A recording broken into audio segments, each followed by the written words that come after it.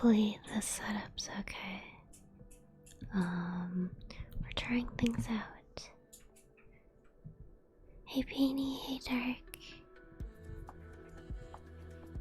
How's it going?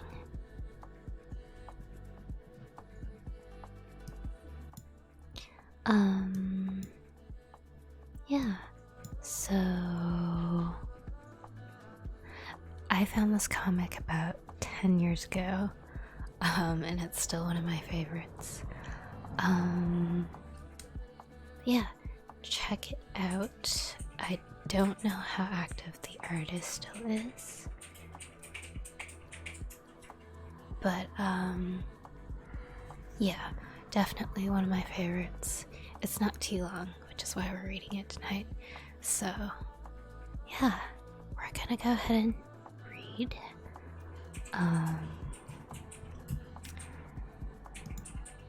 Yeah, excuse the awkwardness. First time doing story time on stream. Alright, here we go. Dreamless. Illustrated by Sarah Ellerton. Written by Bobby Crosby. Excuse the typing in the background. Alright, here we go.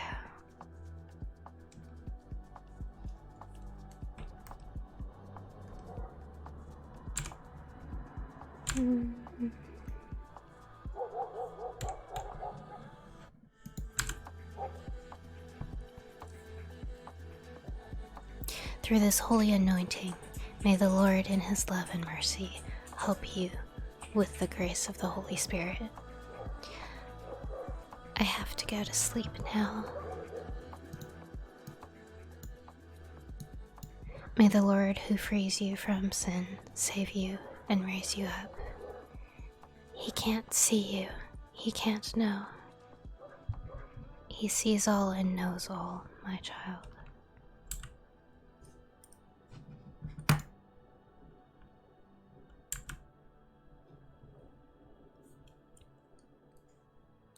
You must leave right now, both of you.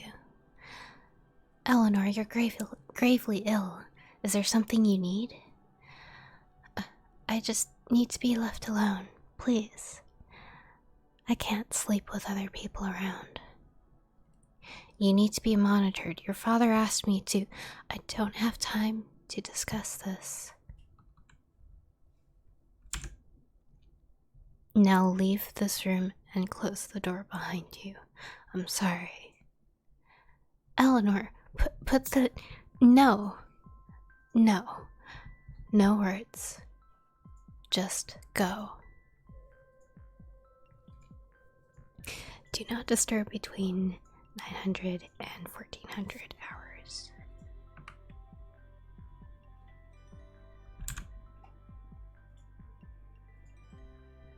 I fell asleep the moment I closed my eyes, and I couldn't believe what I saw.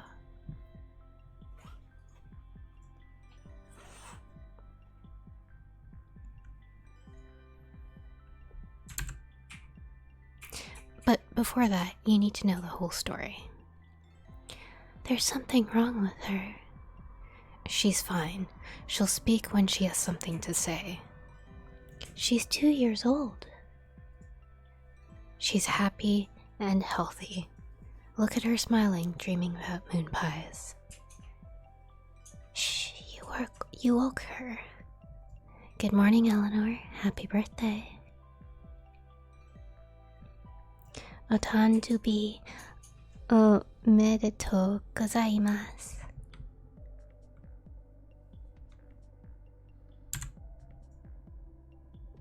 She waited so long for me to speak, wondering what I'd say. Totally unprepared for my words to upend her reality. My father could only think of her. I dropped some papers off at your place on Sunday while you were on the telephone. And while you were on the telephone, I tried to teach your daughter some Japanese. Why do you want me to tell your wife this? Oh, only a few basic things. Hello, goodbye, thank you. I wish I could remember what she said. It was such a shock. What did she say? I don't know, just something in Japanese. She said, "Otanjubi omedetou gozaimasu." That means happy birthday.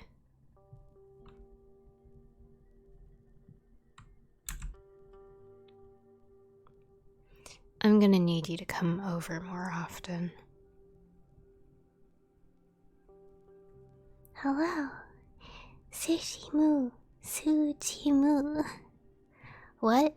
Eleanor? Eleanor! Shh. No more Japanese around Mommy, okay?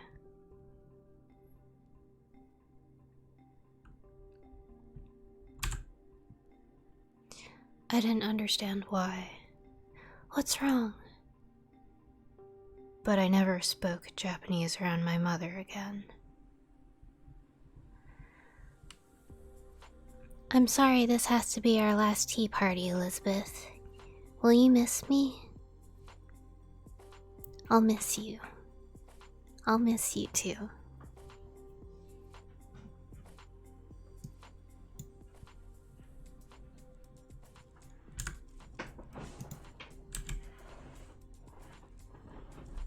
Because Daddy says I can't talk to you anymore. I shouldn't be doing this now, but Mommy fell asleep, so we have a little time. It's not fair. Why can Mommy have imaginary friends and I can't? At least I can see you. Mommy talks to people who aren't there. She screams at them. I know I do, but that's different. Because... You're right, you've been asking for years, and this is the last time we'll ever talk. You deserve to know.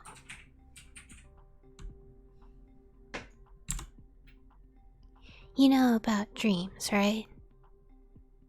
When people go to sleep and they see things that aren't really there, that aren't really happening. I've never had them. When I sleep, I see someone else's life. I see everything he sees through his eyes. But I can't control it. I can't make him do anything. It's like watching a motion picture, except I can feel everything too. And he sees me the same way when he sleeps. It's been happening our whole lives. We were born on the same day. We talk to each other all the time. When I know he's asleep, I'll sometimes look in the mirror so he can see me, and then he'll do the same for me. It's like we're pen pals. More than anything, I want to meet him one day. I wish I could see him now, but he's so far away across the ocean.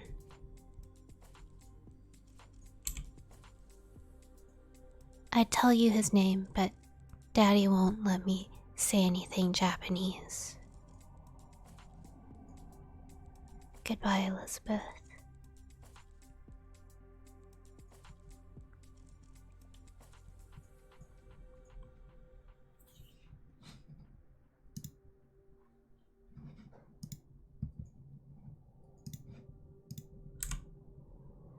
I never got to say goodbye to my mother. I was told it was an accident. I was surprised by how well I took the news. It was Takashi who cried for a week. He skipped school for the only time in his life so he could be home asleep and attend her funeral.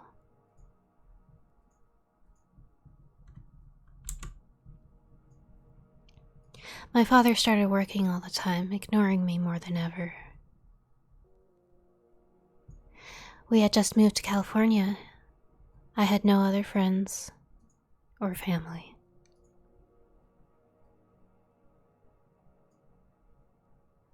I'd find myself staring at Elizabeth's drawer, but I couldn't open it.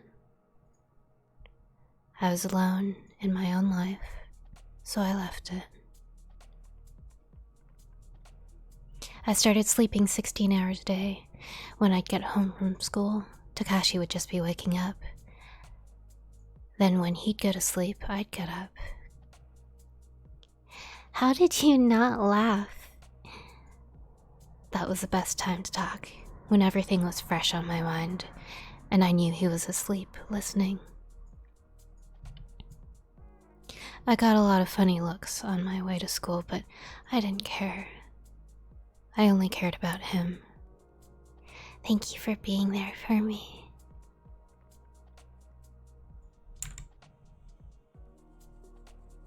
I stopped paying attention in class. I don't even know why I went.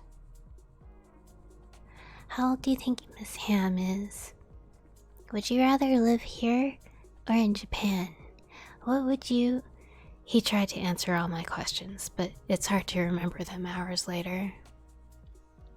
Miss Ham is 43. Over time, I got to know him so well that I didn't need to ask him anything. I was spending most of my life with him. We were closer than any two people have ever been, while living over 5,000 miles apart. We matured quickly, living full 24-hour days in 2 countries with 2 educations. There was no time off, no breaks. I hated when we were both asleep. I'd just see darkness and hear the sounds of his room. It made me feel lonely, vulnerable. I forced myself awake whenever that happened.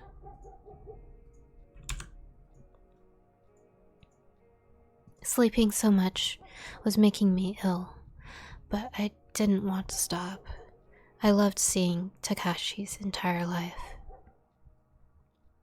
Then one day I got so sick that I couldn't sleep. My father came home early and took care of me.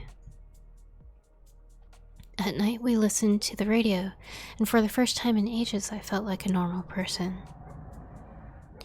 Say goodnight, Gracie. Good night. Brought to you by AT&T, whose new Trans-Pacific telephone service connects you to Japan. The feeling didn't last long.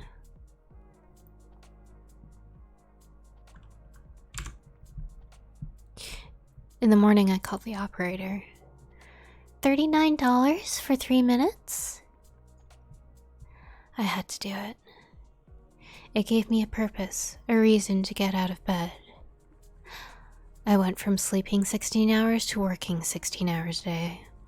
I spent my entire year killing myself to raise enough money for a 3-minute call. It may not seem like much, but it was a way to feel closer. Tomorrow. I'll have enough tomorrow. I earned the last dime and quit my paper route before going to school. I didn't realize it was Valentine's Day. I was the only girl without a rose or a card. When the bell rang, I started to get nervous. Rise and shine, see you soon. Takashi woke up early for a long walk to the telephone office to receive my call. We chose to keep it secret with fake names and made-up stories. My AT&T office was just down the street, so I could watch him for a while before making the call at our reserved time. There was only one problem. He was going the wrong way.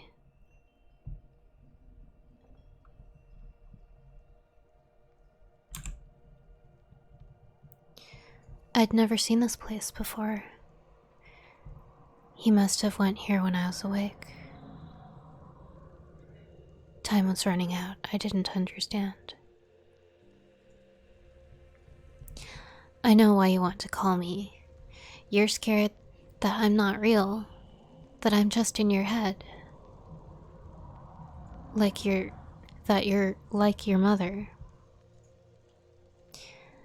But there's a better way to prove it. It's in your mailbox right now. I held it 10 seconds later. A water lily, suiren in Japanese. It means far from the one he loves. You asked me once if I'd rather live here or in America. I'd rather live wherever you are.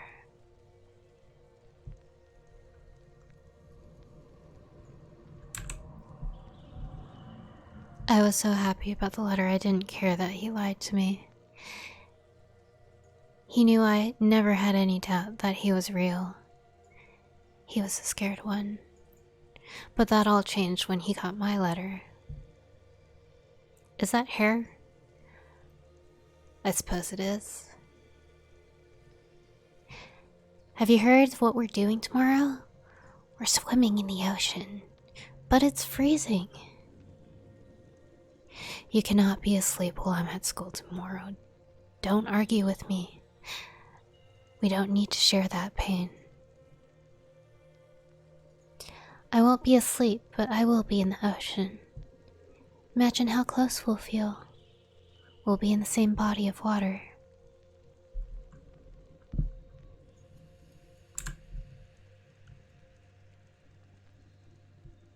Do you ever wish you could have dreams? I do sometimes, just so I could dream about being with you. Don't think about the cold today, just think about me and how I love you.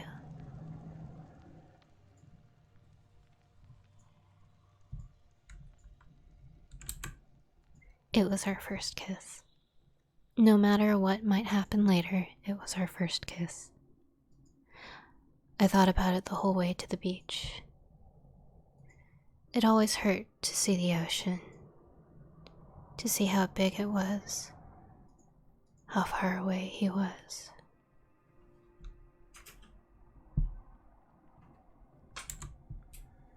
Get in there.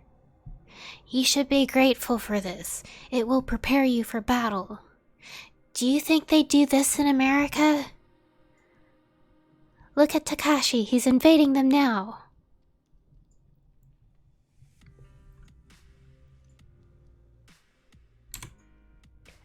I swam until I couldn't lift my arms anymore. Ashiteru, I love you. I need to see you just once. Just once.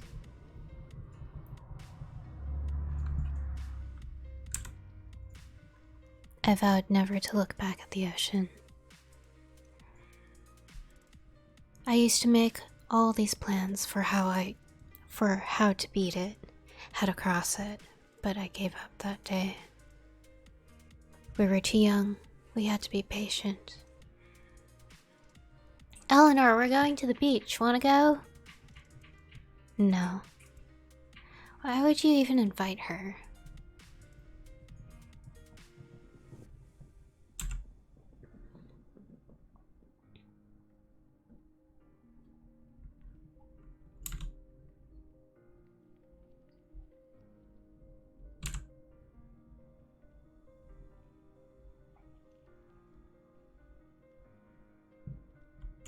Sorry, I think we are slightly out of order. Give me a second.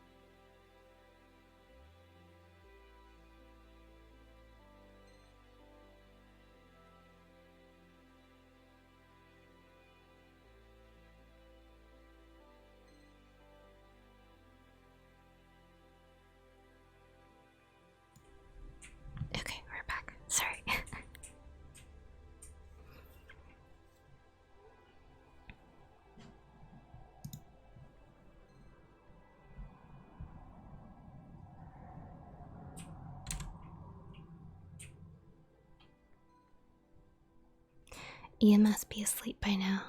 I've had my eyes closed for 10 minutes. I'll say this for the 4th time. I don't have to tell you where I am. You can smell it, feel it.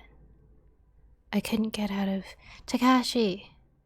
I'm sorry, we'll be back by noon. Opening my eyes in 3 seconds. 1, 2... I can't do this anymore.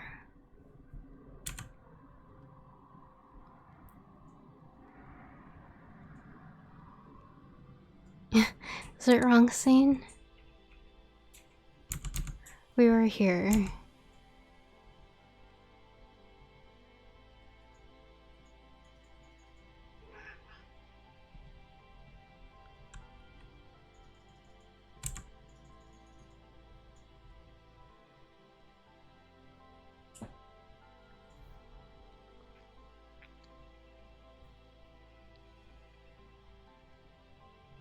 Oh, sorry.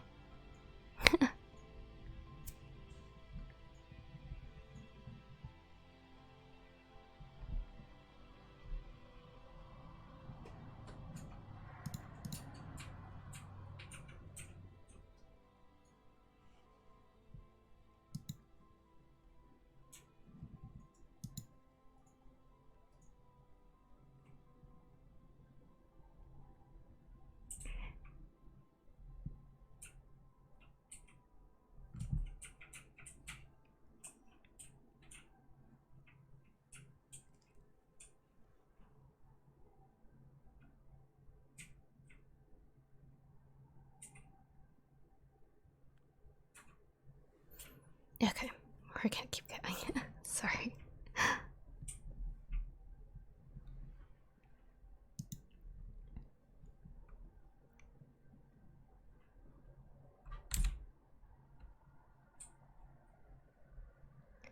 Okay.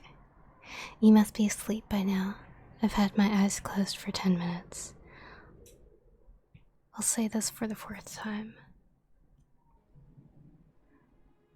I don't have to tell you where I am. You can smell it, feel it.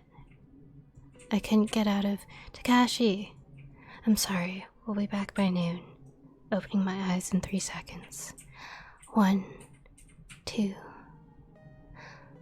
I can't do this anymore.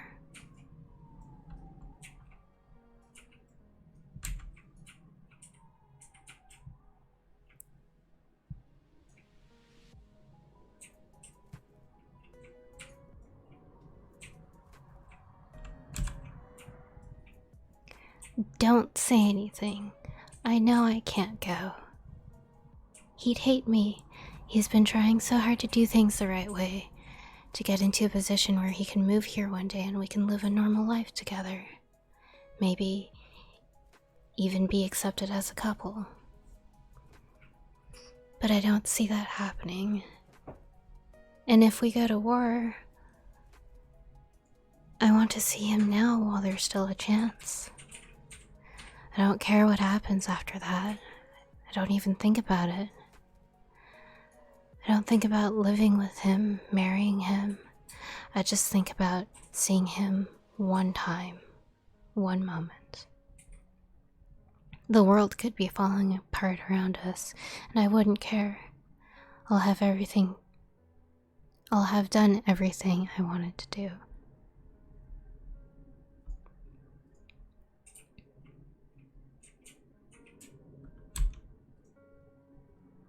It's our 18th birthday tomorrow.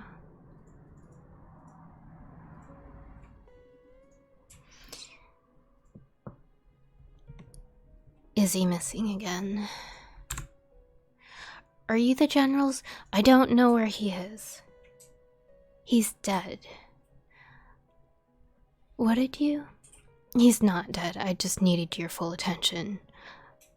I was ordered to find your father. Do you have any idea where he might be? I wouldn't tell you if I did.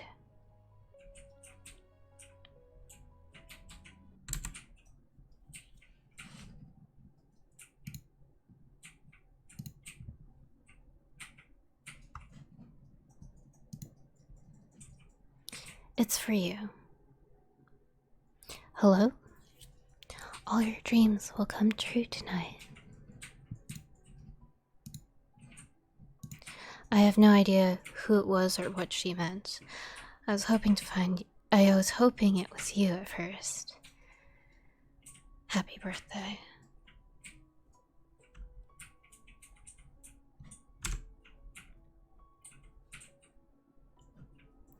I can't stay up anymore. Nothing's going to happen. I want to hear your thoughts on this. I'm only going to the one bar. I'm only going to the one bar.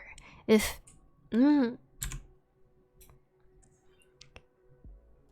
He hasn't moved or made a sound in a while. Make sure he's still alive. I think he fell asleep.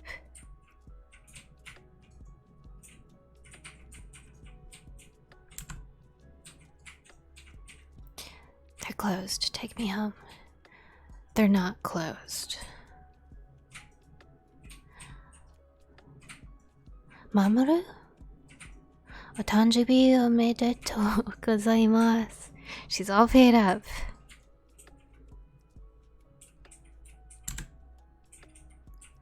Some friends you've got there.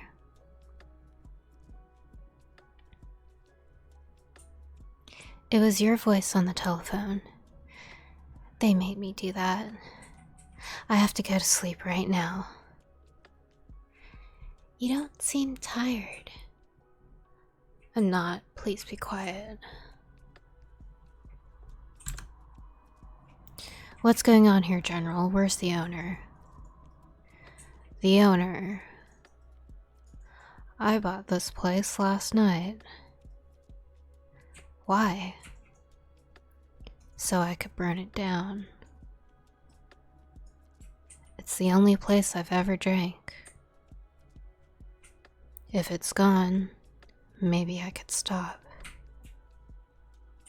I'll lose everything soon if I don't.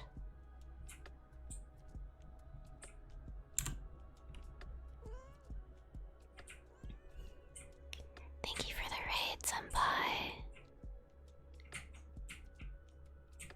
Hello, everyone.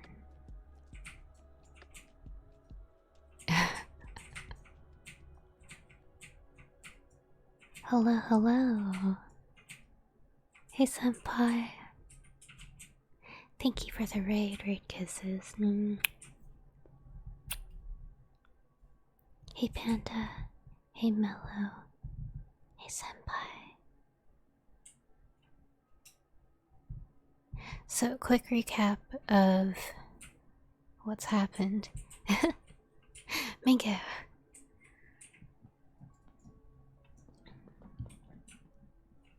Quick recap. This is Dreamless by Bobby Crosby, illustrated by Sarah Ellerton. We are based right before World War II. And we're following the lives of Eleanor, that's her grown up, and Takashi. How do I phrase this? Basically, Eleanor and Takashi were born on the same day, and they don't dream. So every time they sleep, they see each other's lives. And because of the time difference, usually only one of them's asleep. And so we're following the both of them through life, basically. Yeah. One of my favorite comics. This is Eleanor Chad.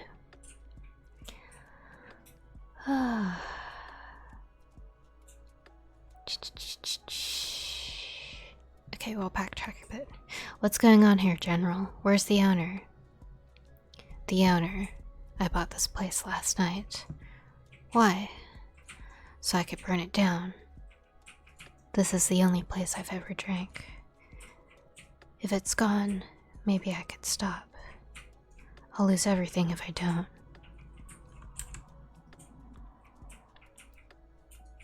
Why can't I go to sleep?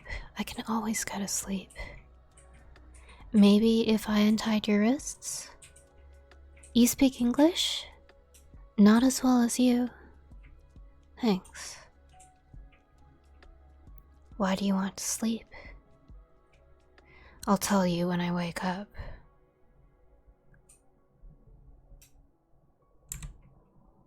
Eleanor? Why did you bring her here? I didn't know how to... Hey! Stop!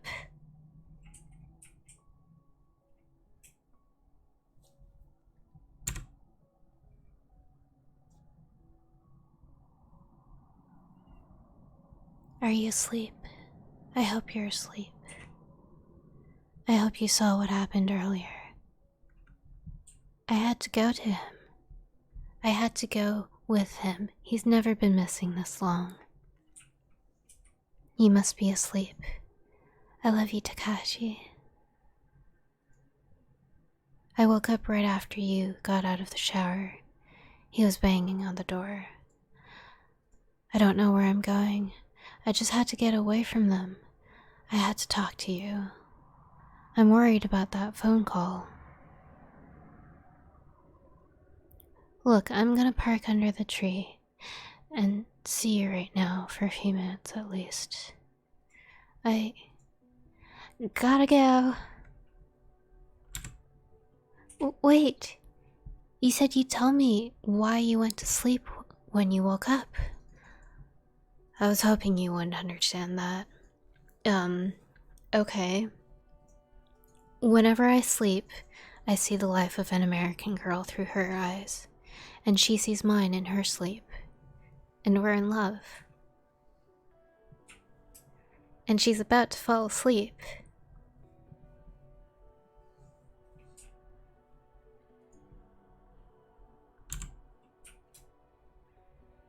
It was a birthday prank.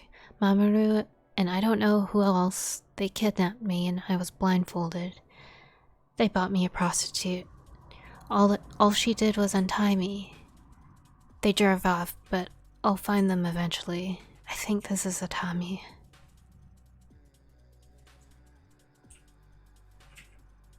I'll be fine. You should get up and go home. They won't be far behind you. And you can't be enjoying this weather. Where was he sleeping?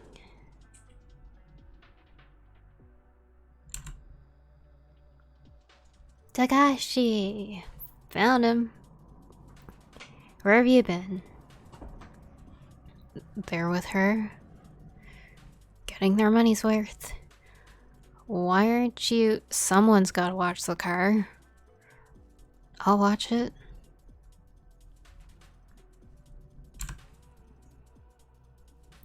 Stop! She's never gonna believe this.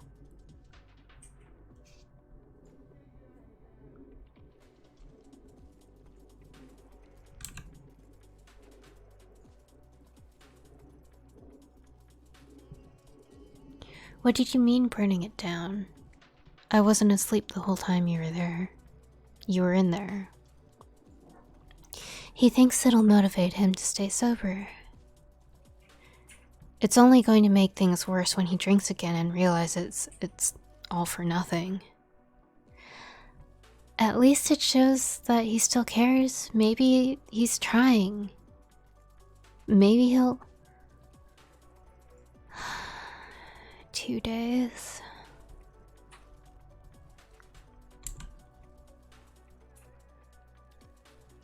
He said he'd be in the ocean all day.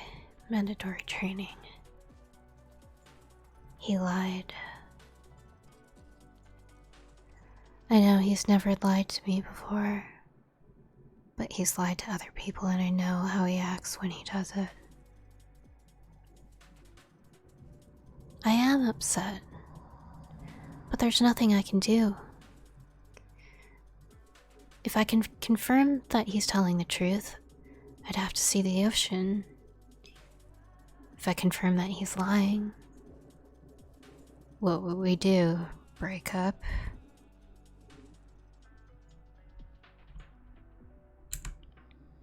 Get out of here. What? Go before she sees you. Before she... So you believe me? Of course I believe you. Either you're a genius and a great actor, or you're telling the truth, and no genius could act as dumb as you are right now. After 10 years, she starts talking to her doll again, and you think it's a good time to have her catch you with a prostitute? Go! Wait, stop. I just spent an hour telling my whole life story. I gave you most of my money. I'm not... Take it. She can't know it's missing. Why do you care so much? Why are you trying to help me? Never tell her you were here and never come back.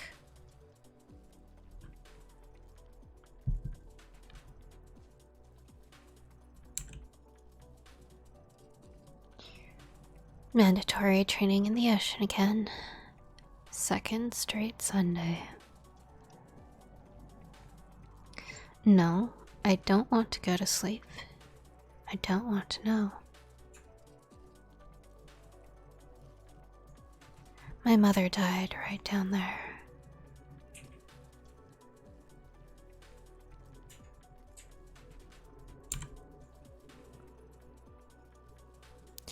Listen, I was just asleep on the train. She's taking a walk right now. She won't go to sleep anytime soon. You don't know that. Why would you? I need your advice. She's going to try to come here soon. She's talked about it before, and I'm certain she's about to do it. How can I convince her to wait? Why are you asking me? You know her better than anyone. But I'm not a genius like you said, and you're the only person I can talk to you about this. I'm desperate. Why don't you want to see her? It's too dangerous. Even if she makes it here, it wouldn't last long. She'd be arrested or worse. And so would I. Our countries are on the brink of war. You think it would be less dangerous once it starts? It might be after it ends.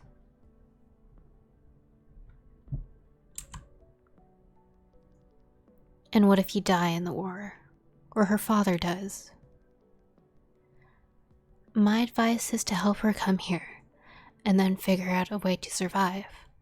I would help you.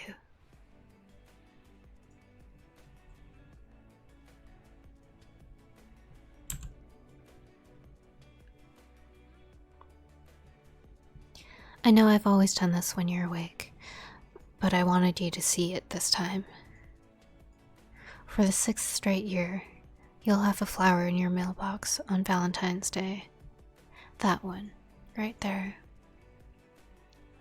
I love you, Eleanor, and I want to see you more than anything. I want to look into your eyes without the aid of a mirror. But I want to look into those eyes when you're 80, not just once, when you're 18. I'll support you in whatever you do, but I'm asking you to please trust me. I don't know how long it will take, or what I'll have to do, but I have patience, and I know it'll all be worth it, because in the end, I'll be with you.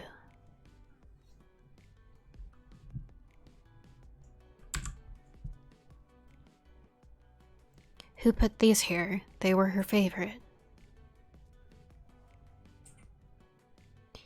Did you follow me? No, I come here almost every day. Maybe that's why you drink so much.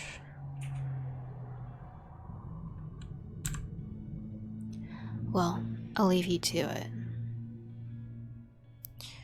Don't you want to know? Know what? Everything. Anything. Why I'm here. Why she's here. why I can speak Japanese. You never wanted to know, even back then. You just wanted to make sure she didn't know.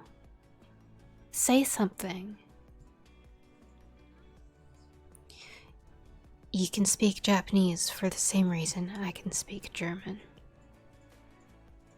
I've never told anyone, and I'm not saying anything more now here. Not here. Why are you here? I'm here because he lied to me again.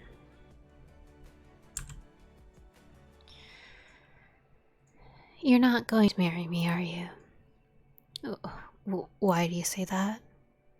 I've gone through this before. You're acting the same way he did. He died last week, in the war. Lost at sea. It's for the best, since his family can't afford a proper funeral now. Not after what my father did to them. I'm sorry to interrupt, but you have a telephone call. Hello? Hi.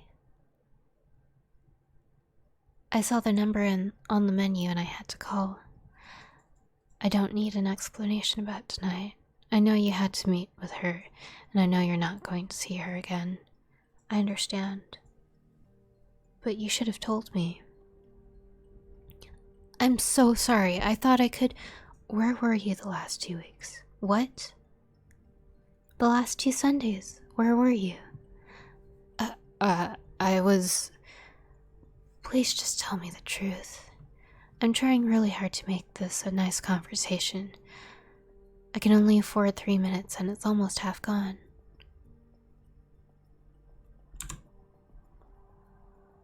I was talking to someone about us. I was asking for advice. Who? When they took me to that girl on my birthday, I went to sleep right away because I was worried about you. She asked me why and I told her the truth, and then you tell her the truth, but you lied to me. Please forgive me. I didn't know what to do. She was the only person I could talk to. I thought you... What if I fell asleep while you were knocking on her door? Do you know where I was last week when you were with her? I was on the bridge, staring down at the water. If I knew where you were, I would have jumped.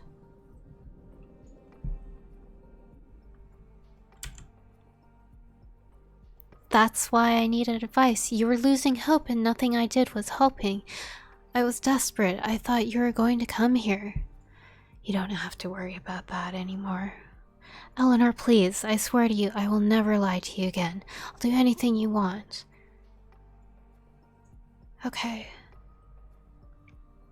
I want you to sleep from 2 to 7 in the morning every day, and only sleep then. Why? Because I'll be sleeping at the same time. But you hate that. It's the only way. We have to stop seeing each other. We've spent our entire lives together, and you've been the best part of my life. But we need some time off.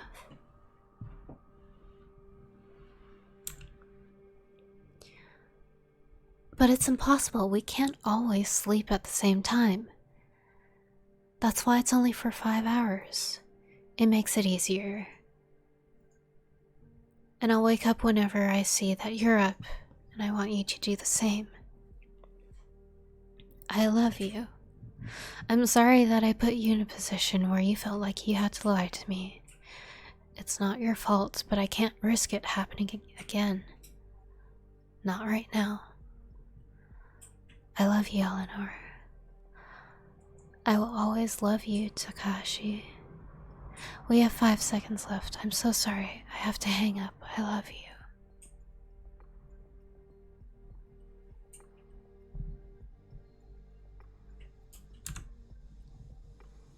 I regretted what I had done the moment I hung up the phone. He made a mistake, but he had good intentions. He thought it was a dire situation, and it was. Goodbye, Elizabeth.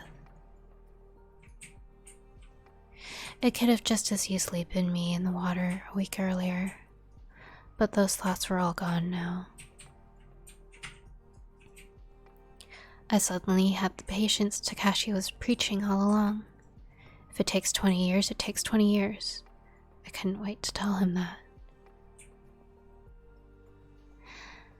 But I had to see it through for at least one day.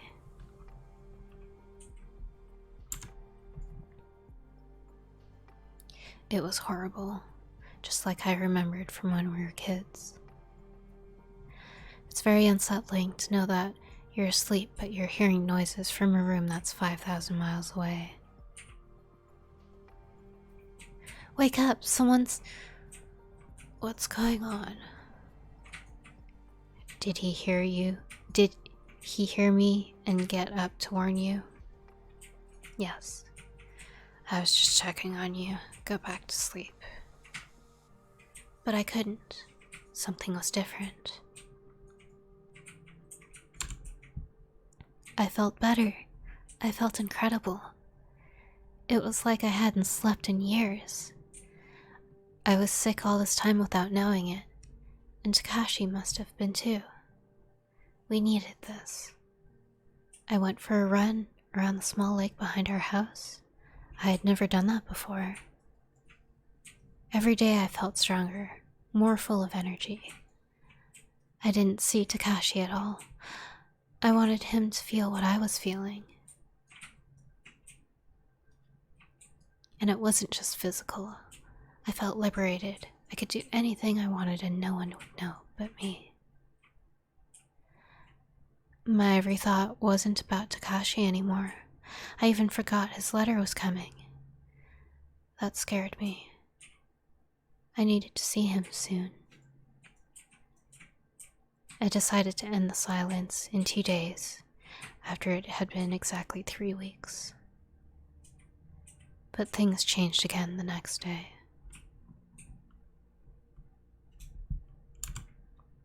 I was sick. I could barely stand. I could barely sit up. I didn't want Takashi to see me like this. I was worse the next day, and every day after that. The doctors didn't know what was wrong. I felt like the extra healing power of the synchronized sleep was the only thing keeping me alive. And I couldn't let Takashi watch me die. I had to put him through too much already. In the summer, he started sleeping with the hair I sent him years ago. I loved him more than ever. I have to go to sleep now. I stopped keeping track of the days, the months. By the time I was given the last rites, I couldn't have told you what year it was with any certainty. I'm sorry. All I cared about was protecting Takashi from the truth. I had to be asleep by 9. And I was. Just in time to see.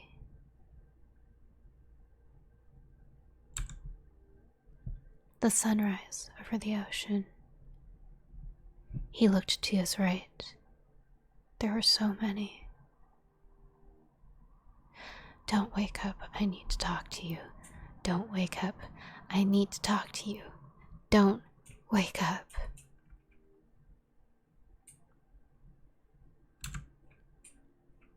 He repeated that over and over, but then didn't have much to say. Just stay with me, please. Stay with me. We could never hear each other's thoughts, and I could barely hear him over the sound of the planes, but I knew what he was thinking. He was scared of dying. He needed to accomplish his mission. We flew south for at least an hour. Wherever he was going, it wasn't here. The clouds parted, and we saw land. The order was given to assume attack formation. He still hadn't said where we were. This was more like a dream than anything I had ever experienced. A nightmare, but still a dream. We always wondered what the survivor would see if after one of us died. Heaven? Hell? Nothing? Would we dream like everyone else does? Maybe we'd die in the same moment and never find out.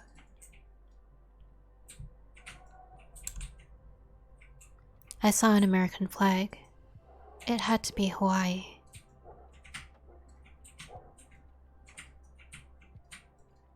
Good night, Mango.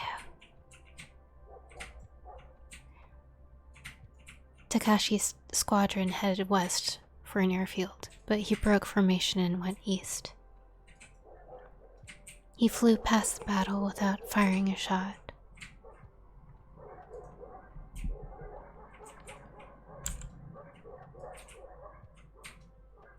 I'm coming to see you. I should run out of fuel a few hundred miles short of the coast, but I'm not going to because I'm going to see you today. I don't care what happens after that. I've done everything I can. I faked a problem with the radio and removed it before takeoff, and somehow I got away with only partially loading my guns. All we can do now is pray for a strong tailwind. He fired all his ammo into the ocean. I felt an old wound in his shoulder. He had been shot. Thank you, Senpai. Thank you, Senpai. Good night, Senpai. Thank you for the bits. Good night, Mango.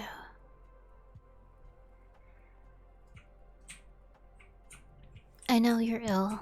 I'm sorry, but I couldn't go almost a year without seeing you. I couldn't go a week.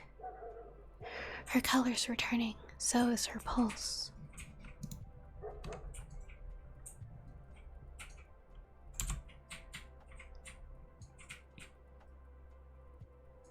The wind was against us. It seemed hopeless. I kept asking myself how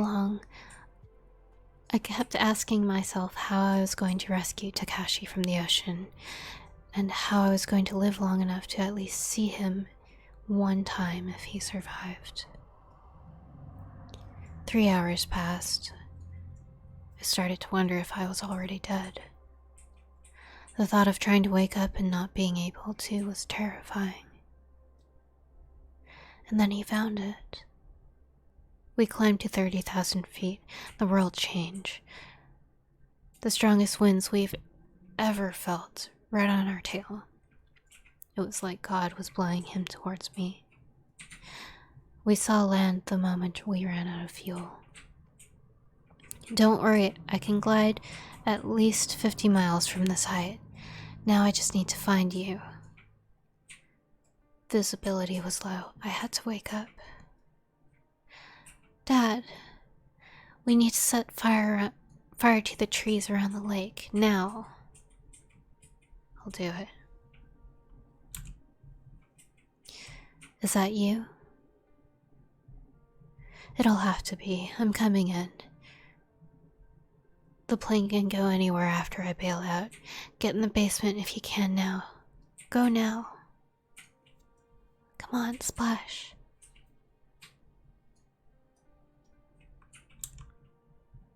I opened my eyes, jumped out of bed. Eleanor! Flew down the stairs, burst through the door, and there he was. Takashi! The flames were drawing him in, but he cleared them.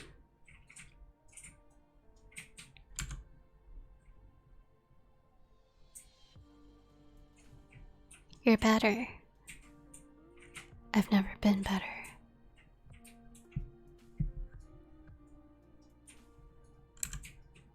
The lake was deep. on a private property owned by a general who was on our side. We heard a fire truck. Not a word of this to anyone. It's a matter of national security. We had finally met, and it was time to start caring about what happened next. And that's it. That is the comic. One of my favorites. I don't know who's still awake right now, but yeah.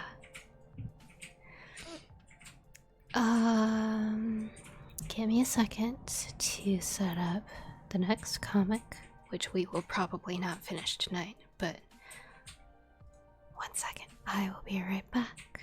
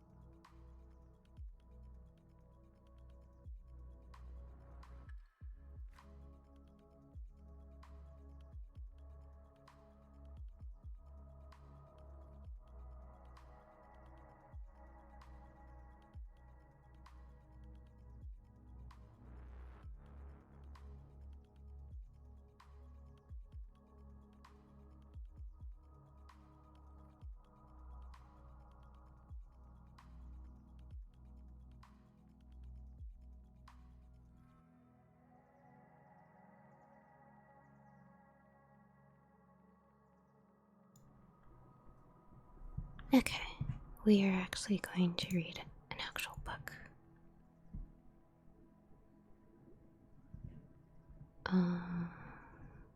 Let's see.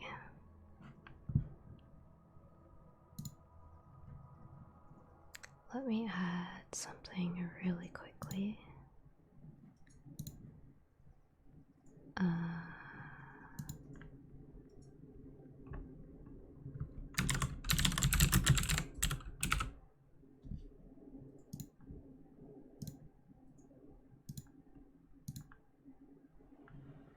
Sorry.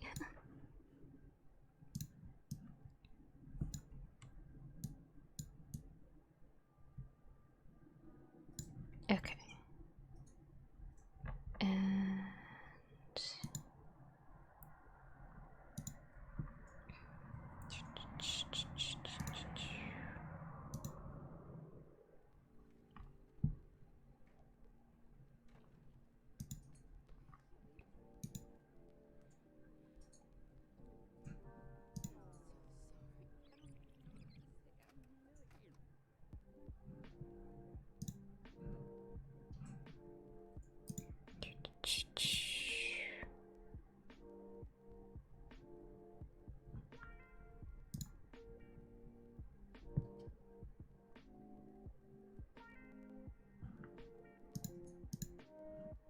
alright, here we go.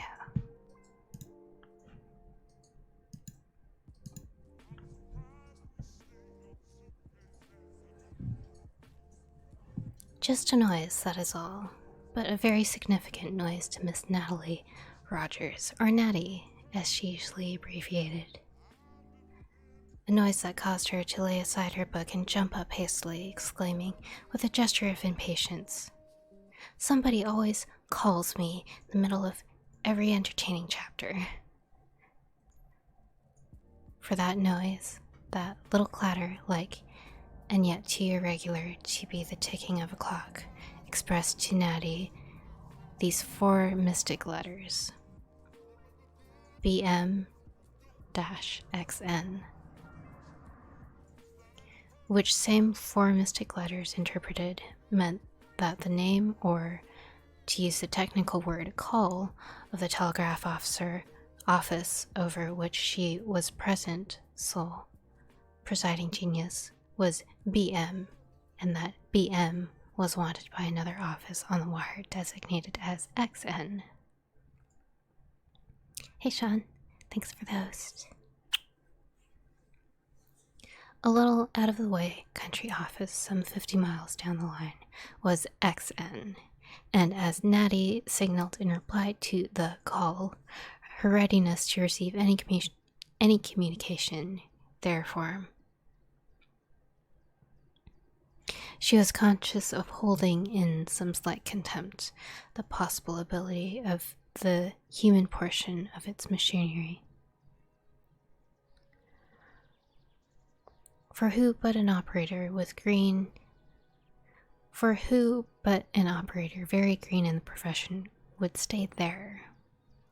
Consequently, she was quite unprepared for the velocity with which the telegraph alphabet of sounds in dots and dashes rattled over the instrument, appropriately termed a sounder, upon which messages are received, and found herself wholly unable to write down the words as fast as they came.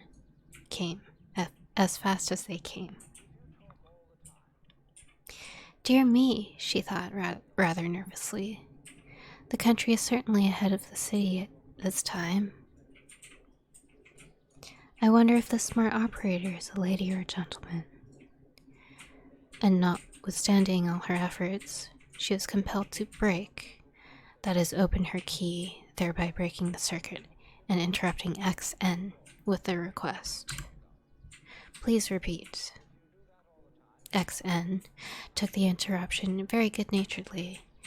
It was after dinner, and obeyed without expressing any impatience.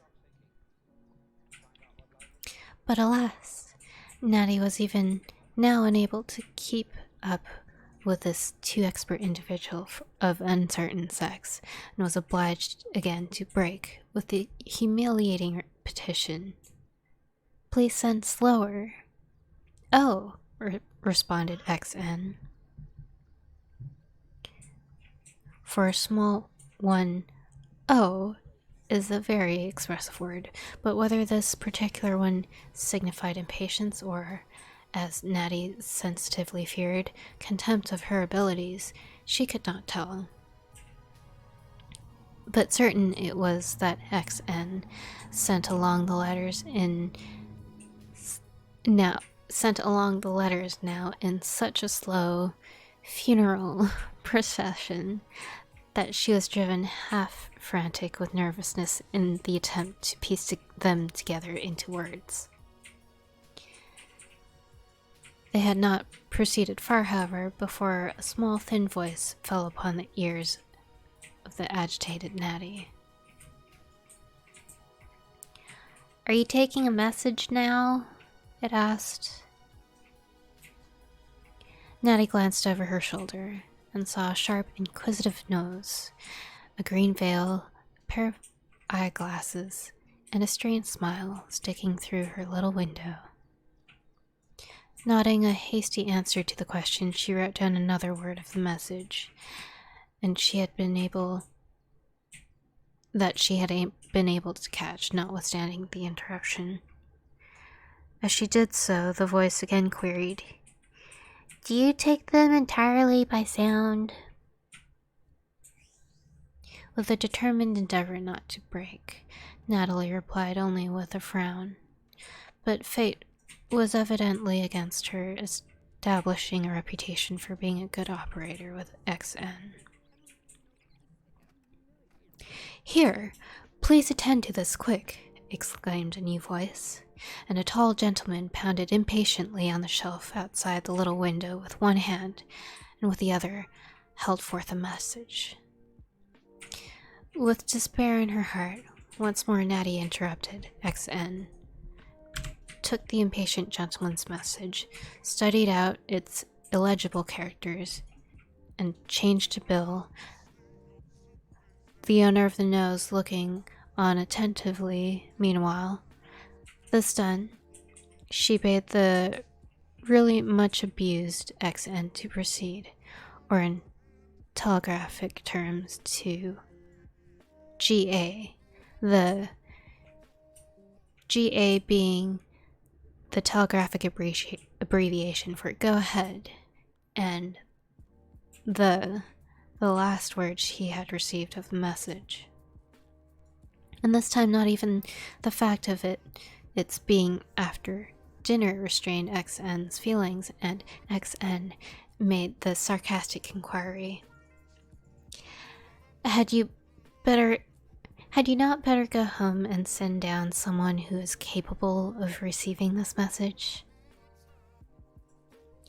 Now, it would seem as if two persons 60 or 70 miles apart might severally fly into a rage and nurse their wrath comfortably without particularly annoying each other at the moment, but not under present conditions. As Natty turned red and bit her nails excitedly under the displeasure of the distant person of unknown sex at XN. But no instrument had yet been invented by which she could see the expression on the face of this operator at XN. As she retorted, her fingers formed the letters very sharply. Do you think it will help the matter at all for you to make display of your charming disposition, GA, I'm happy to be able to return the compliment implied, was XN's preface to the continuation of the message. And now, indeed, Natty might have recovered some of her fallen glories, being angry enough to be fiercely determined, had not the owner of the nose again made her presence manifest by the sudden question, Do you have a different sound for every word or syllable or what?" and turning quickly around to scowl this persevering questioner into silence, Natty's elbow hit and knocked over the inkstand, its contents pouring over her hands, dress, the desk, and the floor, and proving beyond a doubt as it descended the truth of its label, Superior Black Ink. And then, save for the clatter of the sounder, there was silence. For a moment, Natty gazed blankly at her besmeared hands and ruined dress, at the sounder, and the owner of the nose, who returned her look with that expression of serene amusement often noticeable in those who contemplate from afar the mishaps of their fellow beings. Then, with the courage of despair, she for the fourth time broke XN, saying, with inky impression on the instrument, "Excuse me, but you will have to wait. I am all ink, and I am being cross-examined." Having thus delivered herself, she turned a deliberately deaf ear to XN's response, which, by judging from the way the movable portion of the sounder danced, was empathetic. "A little new milk will take that out," complacently said the owner of the nose, watching Natty's efforts to remove the ink from her dress with blotting paper. "Unfortunately, I do not keep a cow here," Natty replied tartly. Not quite polite in Natty at this, but do not the circumstances plead strongly in her excuse? For remember, she was not one of those impossible, angelic young ladies of whom we read, but one of the ordinary human beings we meet every day. The owner of the nose, however, was not charitable, and drew herself up loftily as she said in imperative accents, "You did not answer my question. Do you have to learn the sound of each letter so as to distinguish them from each other?" Natty constrained herself to reply very shortly, "Yes." "Can you send a message and talk to me at the same time?" pursued the investigator. "No," was Natty's emphatic answer. She looked ruefully over her dress. "But your instrument there is going it now. Ain't they sending you a message?" went on the relentless owner of the nose. At this, Natty turned her attention a moment to what had been done on the wire and breathed a sigh of relief.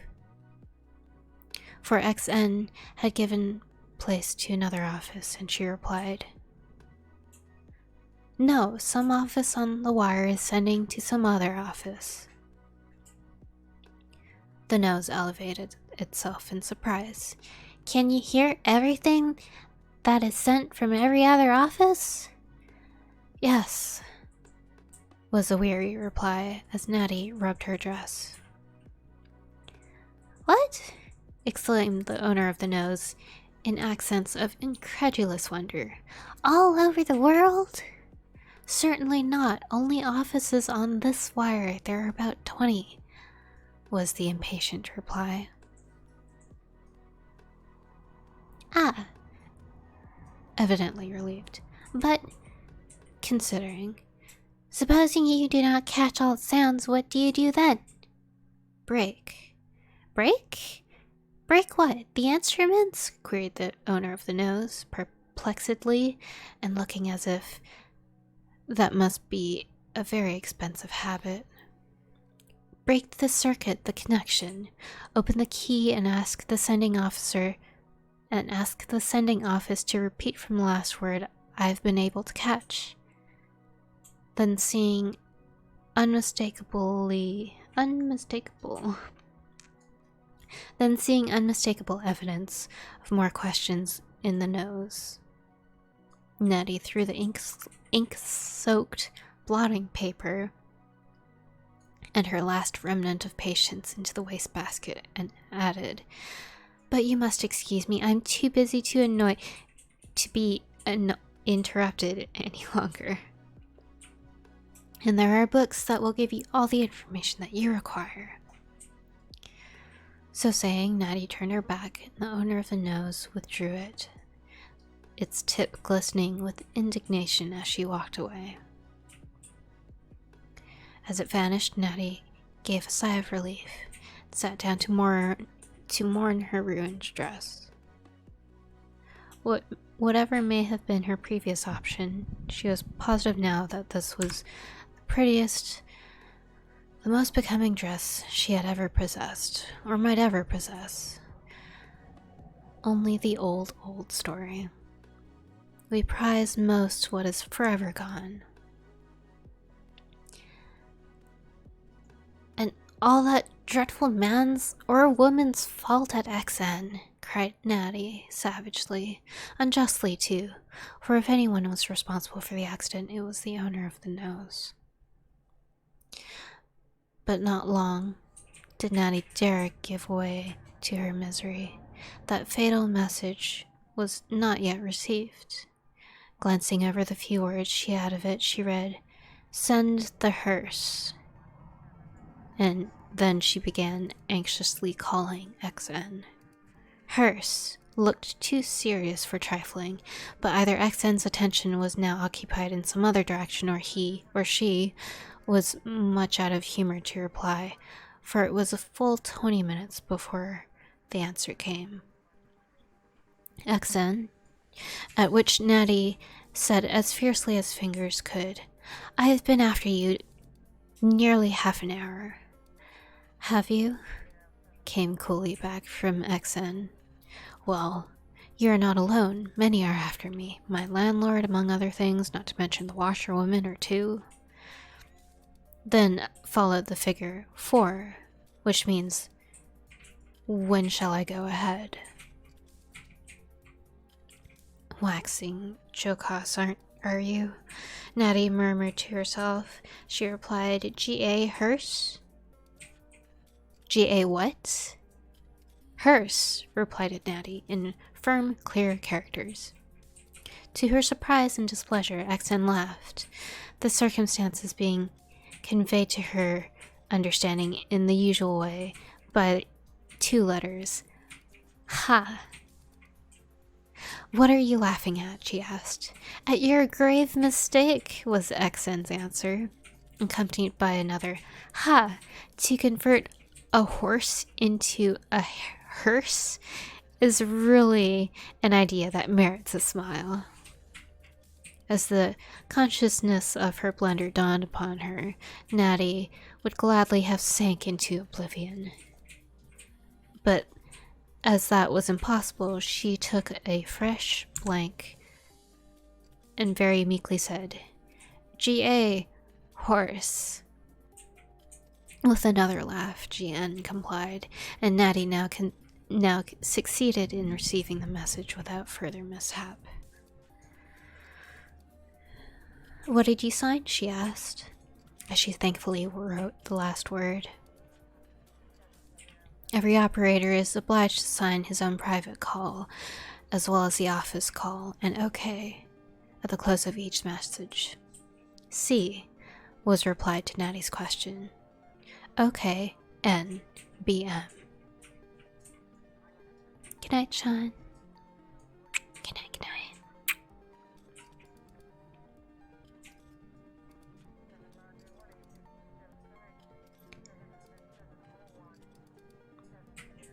"OK, N, BM," she then added, perhaps trying to drown the memory of her ludicrous error in politeness. "I hope another time I shall not cause you so much trouble." C at XN was evidently not to be exceeded in little speeches of this kind, for he or she responded immediately. "On the contrary, it was I who gave you trouble. I know I must certainly have done so, or you never could have effected such a transformation as you did. Imagine the feelings of the sender of that message had he found a hearse awaiting his arrival instead of a horse." biting her lip with secret mortification, but determined to make the best of the matter outwardly. Natty replied, I suppose I never shall hear the last of that hearse, but at all events it took the surliness out of you. Yes, when people come to a hearse, they're not apt to have any more kinks in their disposition. I confess, though, C went on frankly, I was unpardonably cross, not surly. That is out of my line, but cross. In truth, I was all out of sorts. Will you forgive me if I ever do so again? Certainly, Natty readily replied. I am sure we are far enough apart to get on without quarreling, if, as they say, distance leads enchantment. Particularly when I pride myself upon my sweet disposition, said C, at which Natty smiled to herself to the surprise of a passing gentleman on whom her unconscious gaze rested, and who thought, of course, that she was smiling at him. Appearances are deceitful. I fear you will have to prove your sweetness before I shall believe in it, Natty responded to C, all unaware of what she had done, or that the strange young gentleman went on his way with a firm resolve to pass by that office again and obtain another smile. It shall be my sole aim hereafter, C replied, and then asked, Have you a pleasant office there? I regret to say no. Then looking around, describing what she saw, a long, dark little room in which the sun never shines, a crazy and wooden chair, a high stool, desk instruments, that is all. Oh, and me. Last but not least, said C. But what a contrast to my office. Mine is all windows, and in cold days like this, the wind whistles in until my very bones rattle. The outward view is fine. As I sit, I see a stable, a carpenter's shop, the roof of a new town hall that has ruined the town, and... Excuse me, said one at another office on the line, here broke in, and with more politeness than is sometimes shown in interrupting conversations on the wire, I have a message to send, and forthwith began calling. At this, Natty resumed her interrupted occupation of bewailing her spoiled dress, but at the same time she had a feeling of pleased surprise at the affability of C at XN. I wonder, she thought, as she took up her book again, and tried to bury the remnants of her accident therein. I do wonder if this C is a he or a she. Soon, however, she heard XN call once more, and this time she had laid her book aside very readily. You did not describe the principal part of your office. Yourself, C said, when she answered the call. How can I describe myself? Replied Natty. How can anyone properly? One sees that same old face in the glass day after day and becomes so used to it that it is almost impossible to even notice even the changes in it. So I am sure I do not see how one can tell how it really does look unless one's nose is broken or one's eyes crossed, and mine are not, or one should not see a looking glass for a year. I can only say I'm very inky just now. Oh, that is too bad, C said, then with a laugh. It has always been a great source of wonder to me how certain very plain people of my acquaintance could possibly think themselves handsome. Thank you, Sketchy. What? Thank you, Sketchy. Thank you, kisses. I'm reading an older book, so I'm stumbling over words. Water break. Thank you, Sketchy.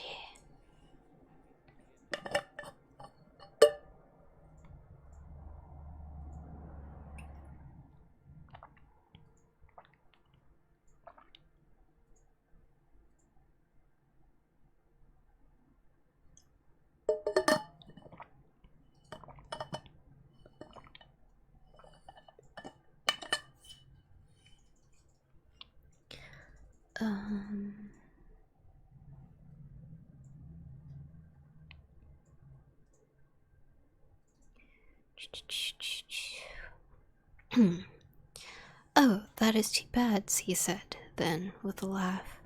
It has always been a great source of wonder to me how certain very plain people of my acquaintance could possibly think themselves handsome.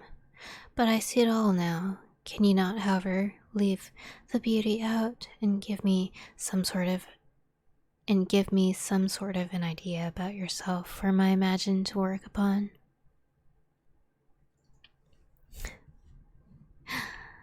Hi, Ferret. What happened to the music? There we go. Hi.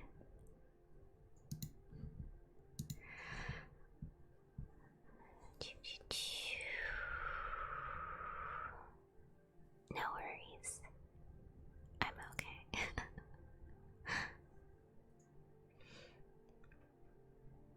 I think I'm gonna read for like 20 more minutes or so, and then we'll figure out something else.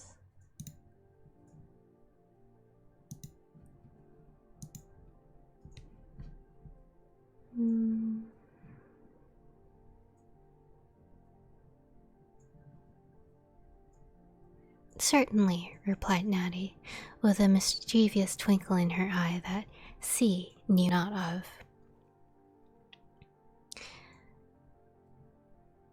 Imagine, if you please, a tall young man with C broke quickly, saying, "Oh no, you cannot deceive me in that way.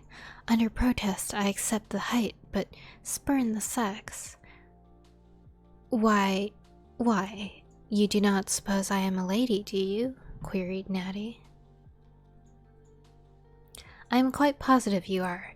There's a certain difference in the sending of a lady and a gentleman that I have learned to distinguish. Can you truly say that I am wrong? Nettie evaded a direct reply by saying, "People who think they know so much are often deceived. Now I make no surmises about you, but ask fairly and squarely, shall I call you Mr., Miss, or Mrs. C? Call me neither. Call me plain C, or picture, if you like, in place of your sounder, a blonde, fairy-like girl talking to you, with pensive cheeks and sunny—" "Don't you believe a word of it," someone on the wire here broke in, wishing probably to have a finger in the pie. "Picture a hippopotamus, an elephant, but picture no fairy. Judge not others by yourself, and learn to speak when spoken to," C replied to the unknown. Then, to N, "You know, the more mystery there is about anything, the more interesting it becomes. Therefore, if I envelop myself in all the mystery possible, I will cherish hopes that you may dream of me." "But I am quite sure you can, with the propriety be called Mr. C. Plain as you say, I doubt it not." Ugh, music. Why? Sorry guys, 1 second.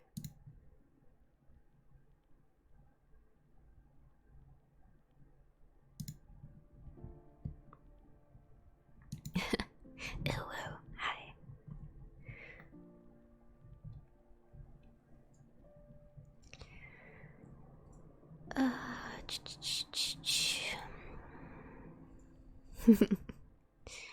but I am quite sure you can, with the propriety to be called Mr. C. Plain as you say, I doubt not, replied Natty. Now, as it is time for me to go home, I shall have to say good night. To be continued in our next? Queried C. If you are not in a cross mood, replied Natty. Now, that is a very unkind suggestion after my abject apology, but although our acquaintance has a grave rehearsal, I trust it will have a happy ending. Natty frowned. If you will promise never to say grave, hearse, or anything in the undertaking line, I will agree never to say cross, she said. The undertaking will not be difficult. With all my heart, C answered, and with this mutual understanding they bade each other good night.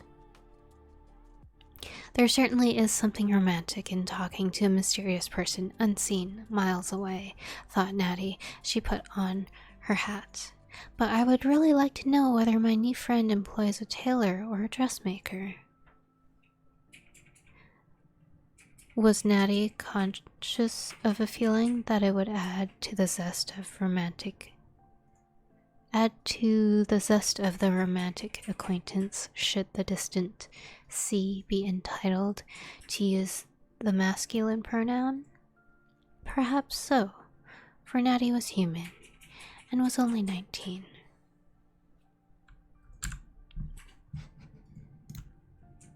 Ugh, sorry. Chapter 2. At the Hotel Norman.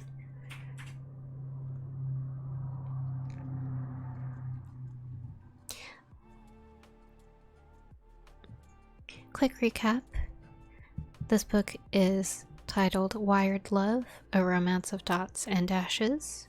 We've just been introduced to Natty, Miss Natty Rogers, a telegraph operator.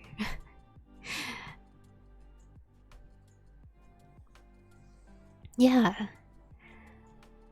And she has just met C at Office XN.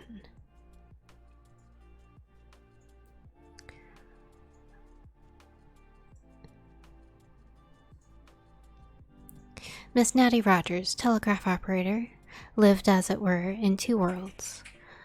The one her office, dingy and curtailed as to proportions, but from whence she could wander away through the medium of that slender telegraph wire on a sort of electric wings to distant cities and towns where, although alone all day, she did not lack social intercourse, and where she could amuse herself if she chose by listening to and speculating upon the many messages of joy or sorrow, of business and of pleasure, constantly going over the wire.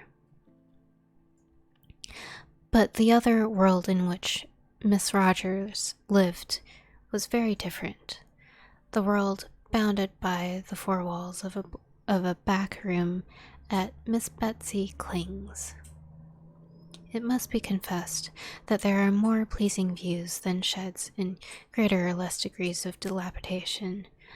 A sickly grapevine, a line of flapping sheets, an overflowing ash barrel, sweeter sounds than the dulcet notes of old ragmen, the serenades of musical cats, or the strains of a cornet played upon at intervals from 9 p.m. to 12, with the evident purpose of exhausting superfluous air in the performer's lungs. Perhaps, too, there was more agreeable company possible than Miss Betsy Kling.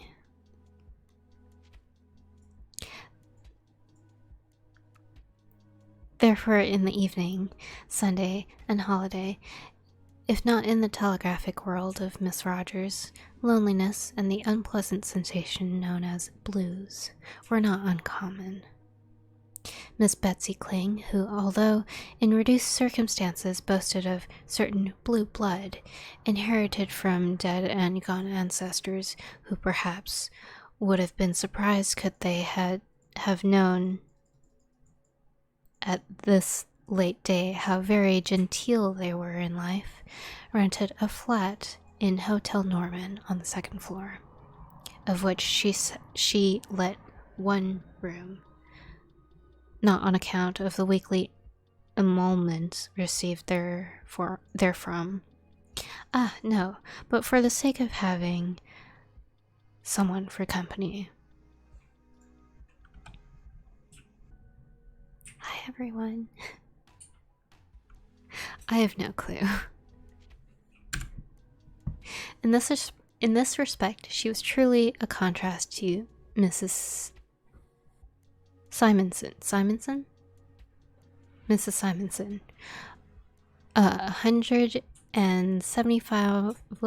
175-pound widow who lived in the remaining suite of that floor, and who let every room she possibly could in order.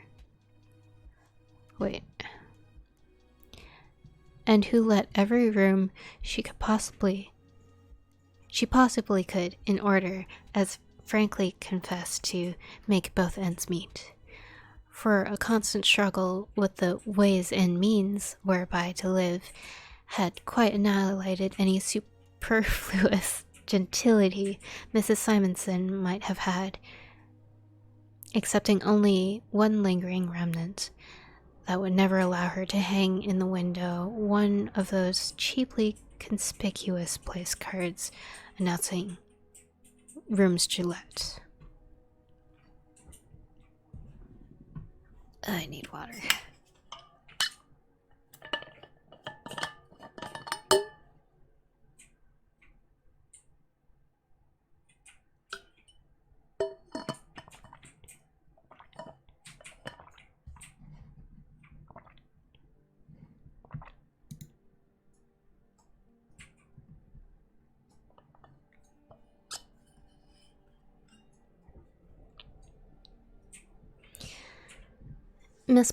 Miss Betsy Kling was a spinster, not because she liked it, but on account of circumstances over which she had no control, and her principal object in life, outside of the never expressed but much thought of one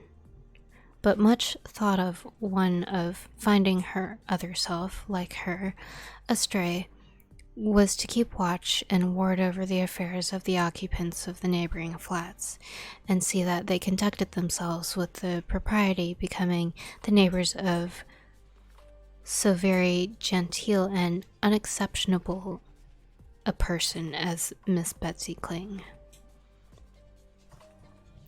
In pursuit of this occupation, she was addicted to sudden and silent appearances, much after the manner of materialized spirits, at windows opening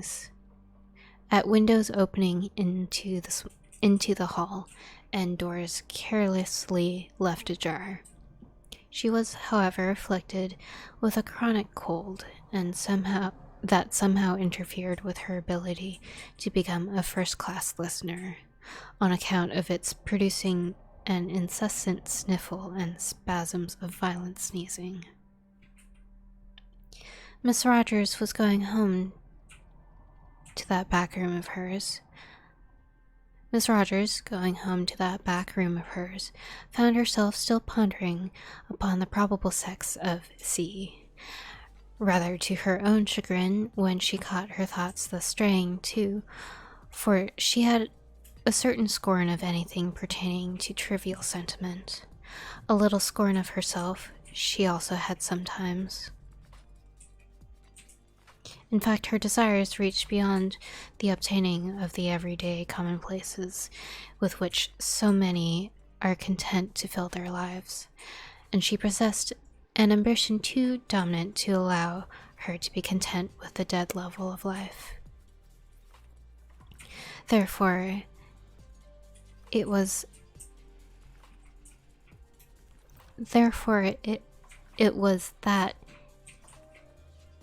that any happy hours of forgetfulness of all but the present, that sometimes came in her way, were often followed by others of unrest and dissatisfaction. There were certain dreams she indulged in of the future, now utterly disheartened, that she was so far away from their realization. These dreams were of fame as an authoress, whether it was the true genius stirring within her, or that most unfortunate of all things, an unconquerable desire without the talent to rise above mediocrity. Without the talent to rise above mediocrity, time alone could tell.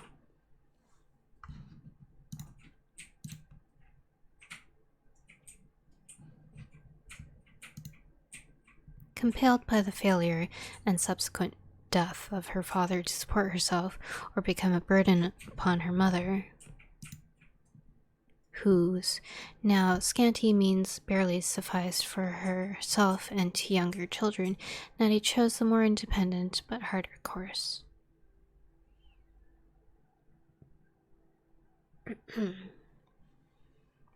For she was not the kind of girl to sit down and wait for someone to come along and marry her and relieve her of the burden of self-support. So, from a telegraph office in the country where she had learned the profession, she drifted to her present one in the city. To her, as yet, there was a certain fascination about telegraphy, but she had a presentiment that in time the charm would give place to monotony, more especially as, beyond a certain point, there was positively no advancement in the profession. Although knowing she could not be content to always be merely a telegraph operator, she resolved to like it as well, as long as she could, since it was the best for the present. As she lighted the gas in her room, she thought not of these things that were so often in her mind, but of C, and then scolded herself for caring whether that distant individual was a man or a woman. What mattered it to a young lady who felt herself above flirtations? So there was a little scowl on her face as she turned around, that did not lessen when she beheld Miss Kling standing in her doorway, for Miss Rogers did not, to speak candidly, find her landlady a congenial spirit, and only remained upon her premise because being there was a lesser evil than living in the most unhomelike of all places, a boarding house. "I thought I would make you a call," the unwelcome visitor remarked, rubbing her nose, that from constant friction had become red and shining. "I have been lonesome today. I usually run to Mrs. Simonson's in the afternoon, but she has been out since 12 o'clock. I can't make out," musingly, where she can have gone. Not that she is just the company I desire. She has never been used to anything above the common, poor soul, and will say them rooms, but she is better than no one, and at least can appreciate in others the culture and standing she has never attained. And Miss Kling sneezed, and glanced at Natty with an expression that plainly said her lodger would do so well to imitate in the last respect the lady in question.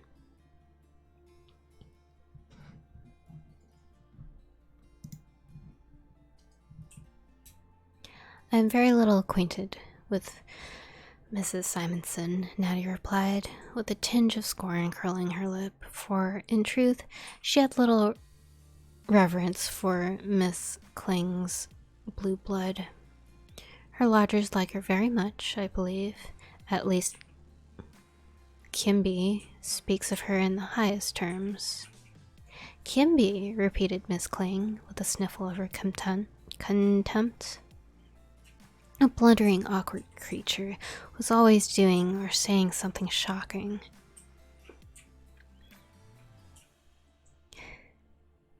I know that he is neither elegant nor talented, and is often very awkward, but he is honest and kind-hearted, and one is willing to overlook other deficiencies for such rare qualities, Natty replied, a little warmly.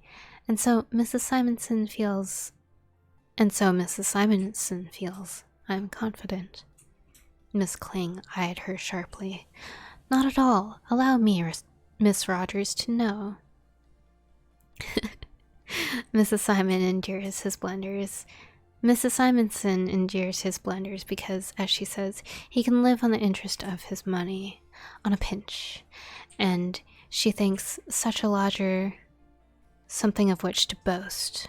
On a pinch indeed, added Miss Kling with a sneeze, and giving the principal feature in her face something very like the exclamation. A very tight pinch it would be, I'm thinking.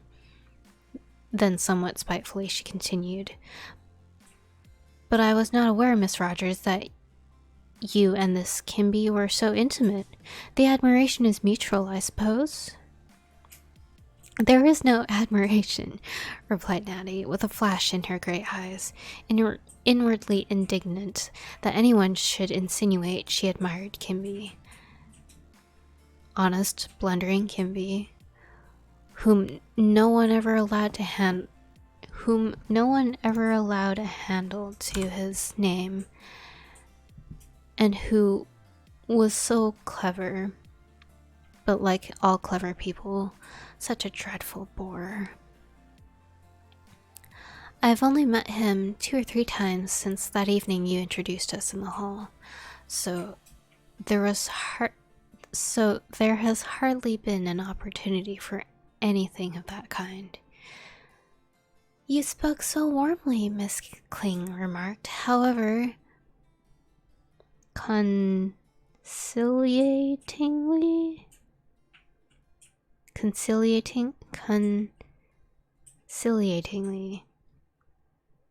However conciliatingly, I don't suppose by any means that you are in love with Kimby.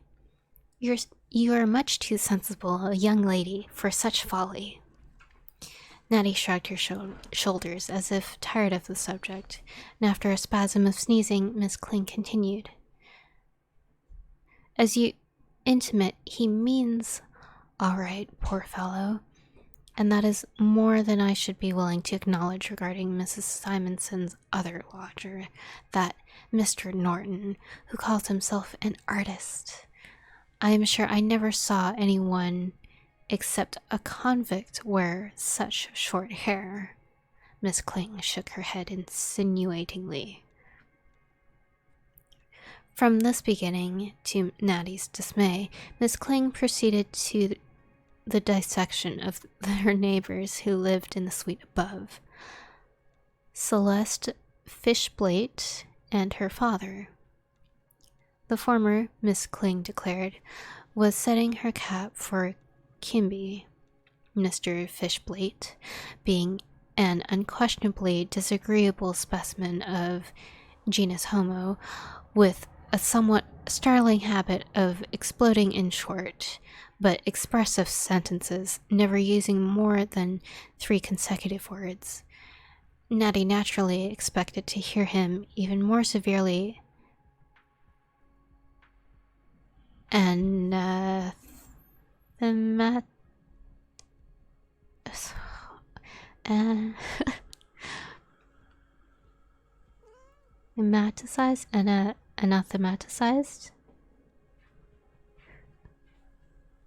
Hey, Captain Loaded, thank you for the subscription. Welcome kisses. Oh, words.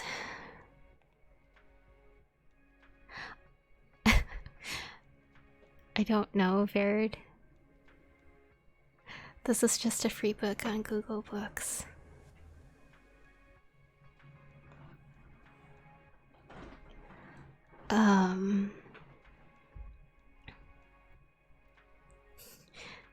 Hey Tyler, do you know how to pronounce this?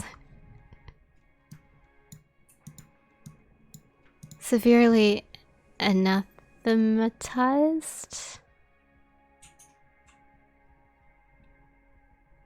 And I'm assuming most people are asleep by now too.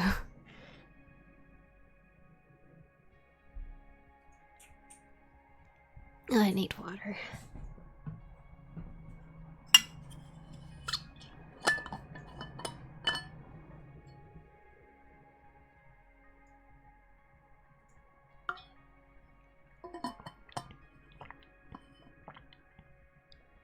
Anathematize? I don't even know what that means. Cool.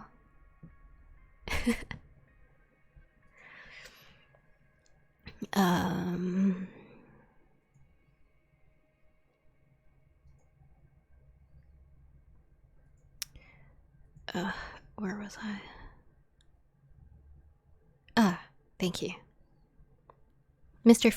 Fishblade, being an unquestionably disagreeable specimen of the genus Homo, with a somewhat startling habit of exploding in short but expressive sentences, never using more than 3 consecutive words. Natty naturally expected to hear him even more severely anathematize. Good night, pineapple. Good night, good night.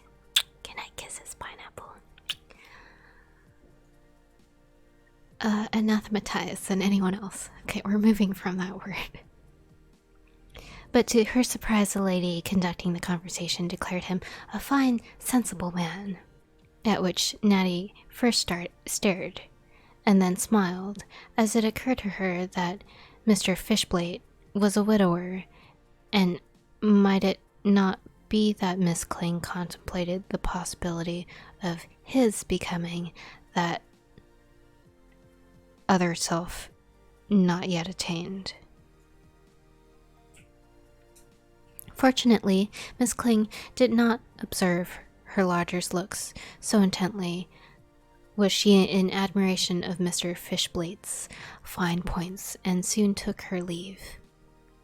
After her departure, Natty changed her inky dress and put on her hat to go out for something forgotten until now. As she stepped into the hall, a tall young man with extremely long arms and legs and mouth that, although shaded by a faint outline of a mustache, invariably suggested an alligator. What?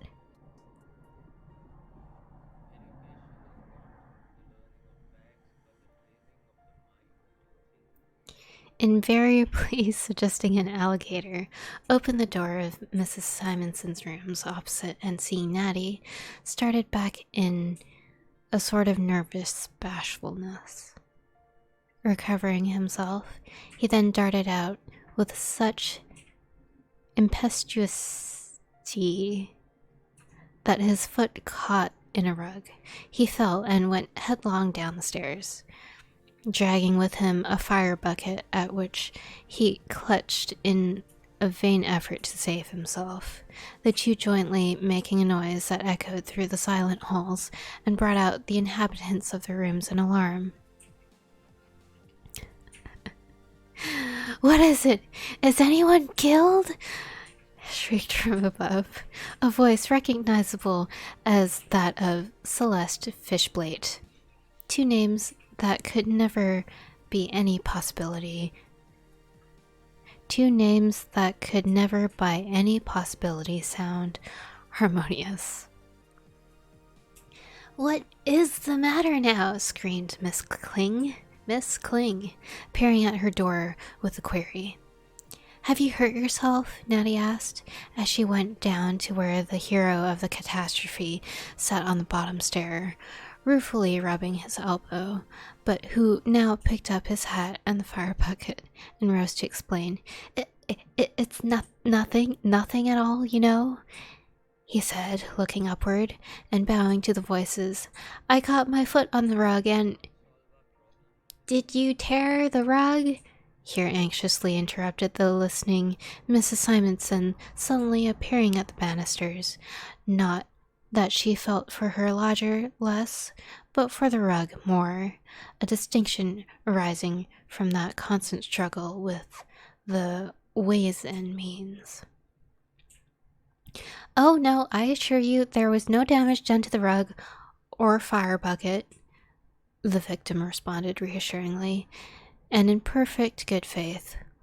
Or myself, he added modestly, as if the latter was scarce worth speaking of. Scarce worth speaking of. I am used to it, you know, reverting to his usual expression in accents of all descriptions. I declare, I don't know what you will do next, mutters Mrs. Simonson, retreating to examine the rug.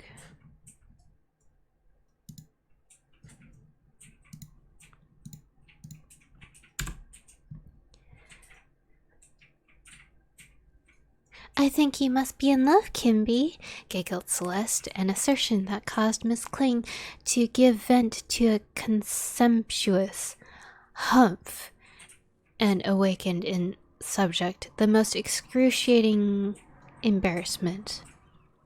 The poor fellow glanced at Natty, blushed, perspired, and frantically clutching at the fire bucket, stammered in protest. Now, really, now... You are mistaken, you know.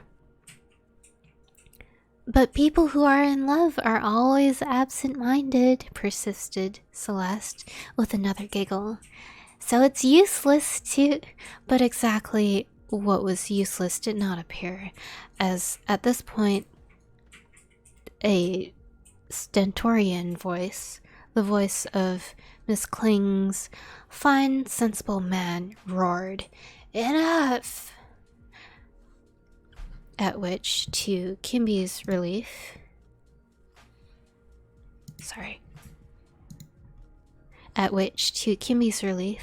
Celeste, always in mortal fear of her father, hastily withdrew. Not so Miss Kling. She silently waited to see if Natty and Kimby would go out together, and was rewarded by hearing the latter ask, as Natty made a movement towards the door. Aw. Might I be so bold as to ask to be your escort? I should be pleased. Natty answered, adding, with a mischievous glance, but in a lower tone, aware of the listening ears above.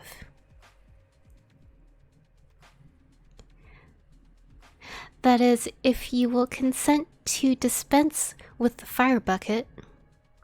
Kimby started, and dropping the article in question as if it had suddenly turned red hot, ejaculated, "Bless my soul, really, I beg pardon, I am sure." Then, bashfully offering his arm, they went out, while Miss Kling balefully shook her head. So, Celeste will insist upon it that you are in love because you tripped and fell downstairs, Natty said, by way of opening a conversation as they walked along, a remark that did not tend to lessen his evident disquietude.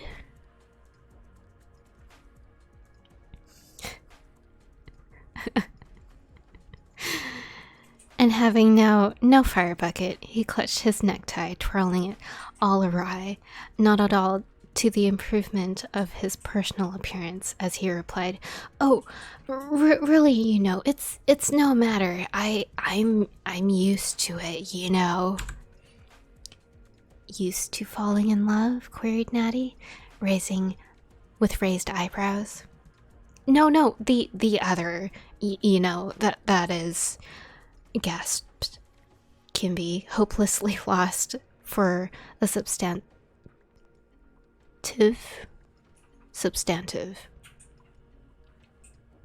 I mean, it's a mistake, Then, with a desperate rush away from the embarrassing subject, did you know that is, Mrs. Simonson was going to have a new lodger? No, is she? Asked Natty. Yes, a young lady coming tomorrow. A sort of an actress. No, a prima donna. A Miss Archer. If you and she should happen to like each other, it would be pleasant for you now, wouldn't it? Asked Kimby eagerly. With a devout hope that such might be, for then, should he not be a gainer by seeing more often the young lady by his side, whose grey eyes had already made havoc on his honest and susceptible heart?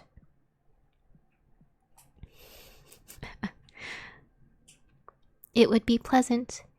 Acquiesced.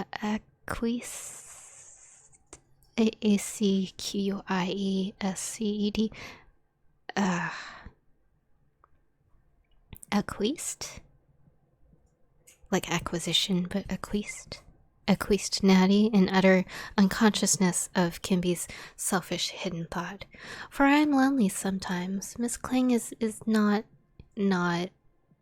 Oh, certainly, of course not, Kimby responded sympathetically and understandingly. Thank you for the follow, non-Canadian. I am actually Canadian, but thank you for the follow. Welcome kisses. Welcome kisses. Thank you for the follow. Thank you for the follow. Much appreciated. Hope you're doing well tonight. I need to drink water. Akari Shalom, thank you for the follow. Welcome kisses too. Welcome. Thank you for the follow. Thank you for the follow. Drink more water. Friendly reminder to drink more water, guys.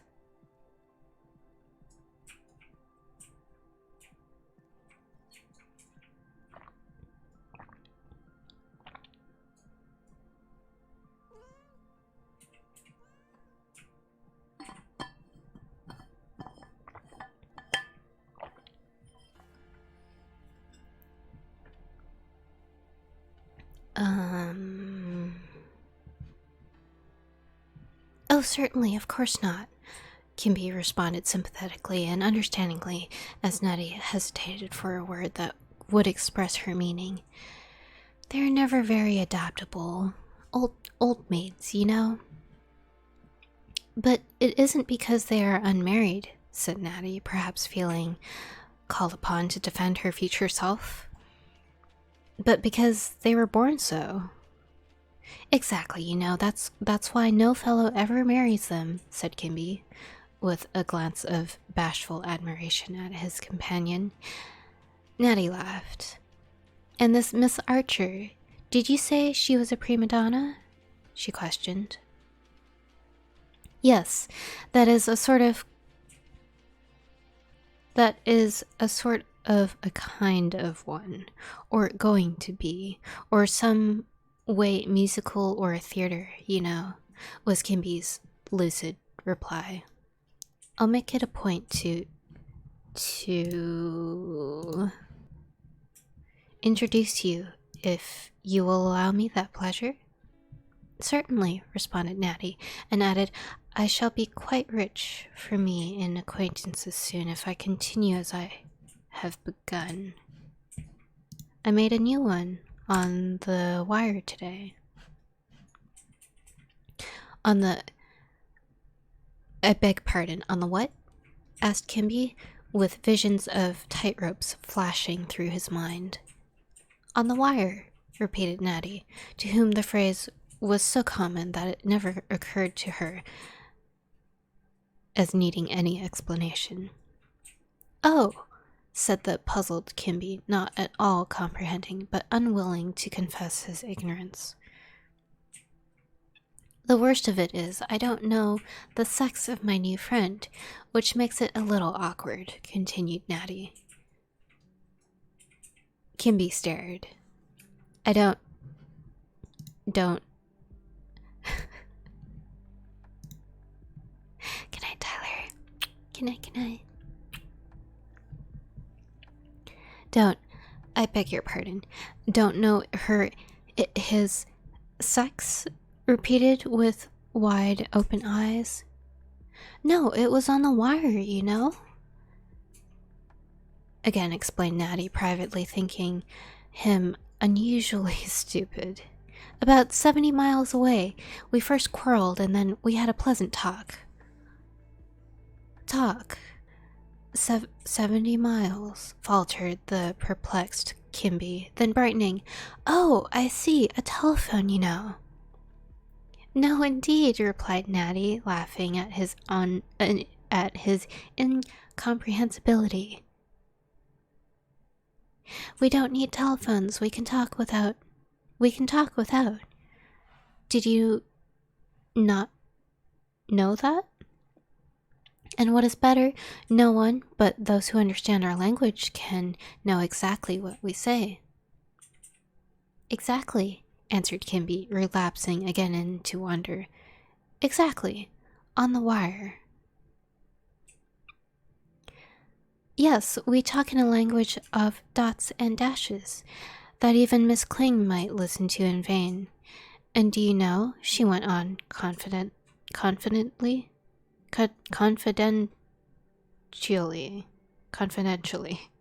she went on confidentially. Somehow, I am very much interested in my new friend. I wish I knew. It's so awkward, as I said, but I really think it's a gentleman. Exactly so, responded Kimby, somewhat dejectedly. And during the remainder of their walk, he was very much harassed in his mind over the interest Natty confessed in her new friend on the wire, who would appear as a tightrope performer in his perturbed imagination. And he felt in his inmost heart that it would be a great relief to his mind if this mysterious person should prove a lady, even though if a gentleman he was many miles away. For Kimby, with all his obtusity, had an inkling of the power of mystery, and was already far enough on the road to love to be jealous. Of these thoughts, Natty was of course wholly unaware, and chatted gaily, now of the distant sea, and now of the coming Miss Archer, and to her somewhat abstracted but always devoted companion. Chapter 3.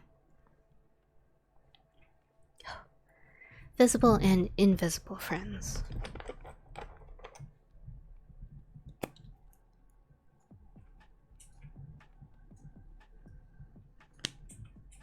With perhaps one or two less frowns than usual at the destiny that compelled her to forego any morning naps and be up and stirring at the early hour of 6 o'clock, Natty arose next morning aware of more than accustomed willingness to go to the office. And immediately on her arrival, she opened the key and said, without calling, just to ascertain if her faraway acquaintance would notice it, "GM, good morning, C." Apparently C had his or her ears on the alert, for immediately came the response, "GM, my dear." A form of expression rather familiar for so short an acquaintance, that is, supposing C to be a gentleman. But then people talk for the sake of talking, and they never say what they mean on the wire, thought Natty. Besides, did not the distance in any case annul the familiarity? Therefore, without taking offense, even without comment, she asked, Are we to get along today without quarreling? Oh, it is you, isn't it, N? Responded C. I thought so, but I wasn't quite sure. Yes, you may break at every word, and I will still be amiable. Amiable. I should be afraid to put you to the test, replied Natty with a laugh. Do you then think me such a hopeless, ill-natured fellow? Inquired C. Fellow! Triumphantly repeated Natty. Be careful, or you will betray yourself. Ha ha, laughed C. Stupid enough of me, wasn't it? But it only proves that the old adage about giving a man rope enough to hang himself. Don't mention old adages, for I detest them, said Natty, especially that one about the early bird and the worm, but I fear as a mystery you are not a success, Mr. C. A very bad attempt at a pun, said C. I trust, however, you will not desert me now your curiosity is satisfied, Miss N. Don't be in such a hurry to miss me. I have said nothing yet to give you that right, Natty replied. Nevertheless, it's utterly impossible not to miss you. I missed you last night after you had gone home, for instance, but you, a great hulking fellow, no indeed, in my mind's eye, but what was in C's mind's eye did not just then appear, for at this interesting point someone at Natty's window saying, I would like to send a message, obliged her reluctantly to interrupt him with, Excuse me a moment, a customer is waiting.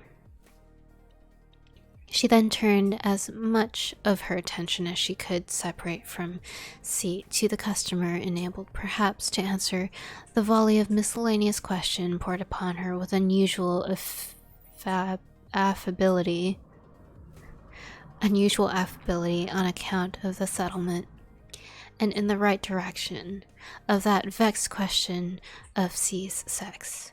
But she could not help thinking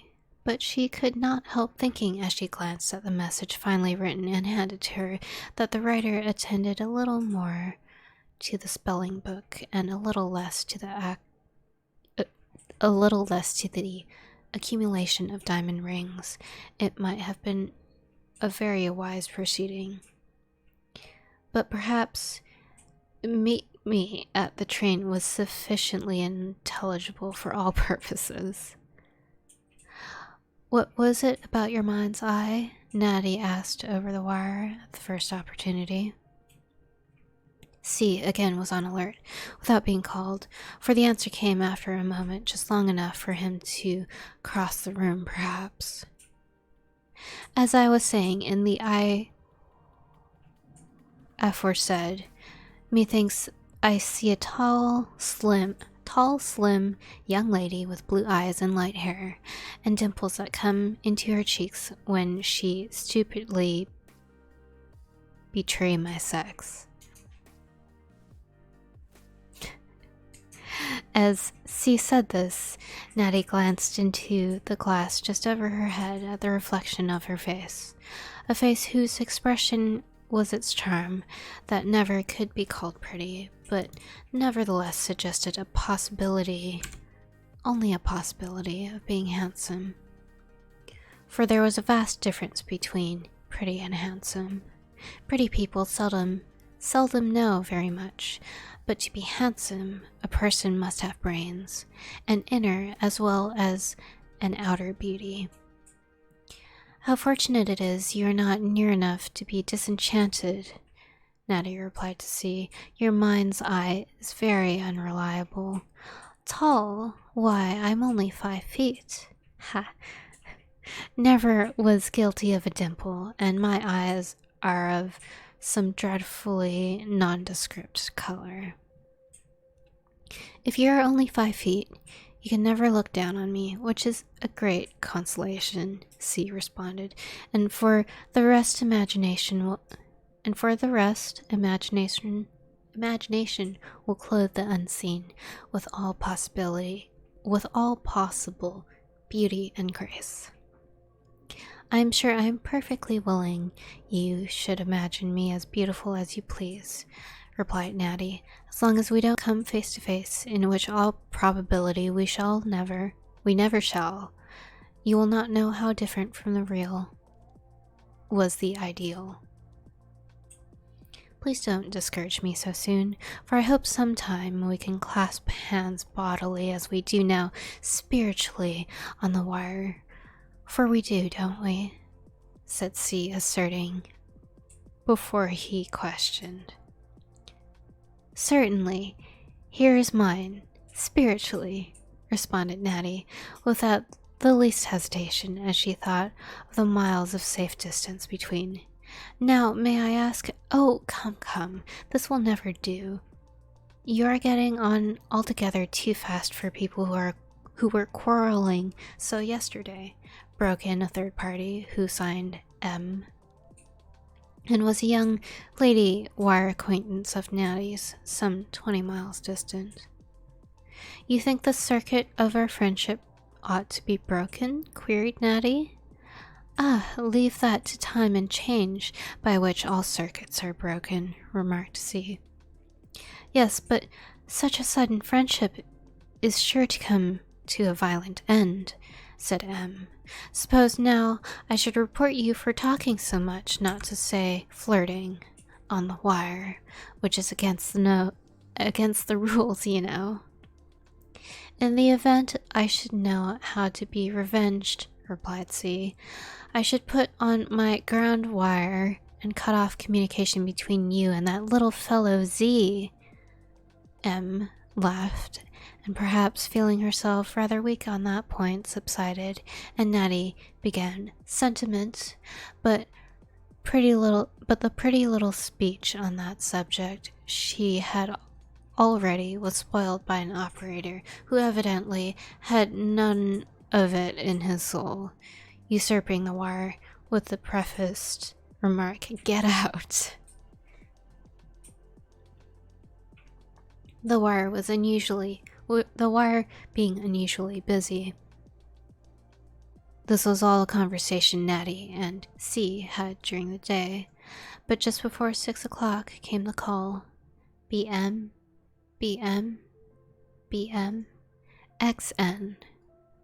BM, immediately responded Natty. I merely wanted to ask for my character before saying GN, good night. Haven't I been amicable today? Was asked from XN. Very, but there is no merit in it, as Mark Tapley would say, replied Natty. You had no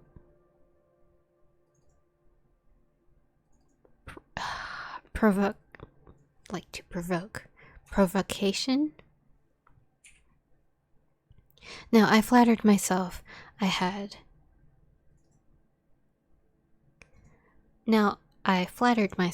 had come out strong. Alas, what a hard thing it is to establish one's reputation, said C sagely.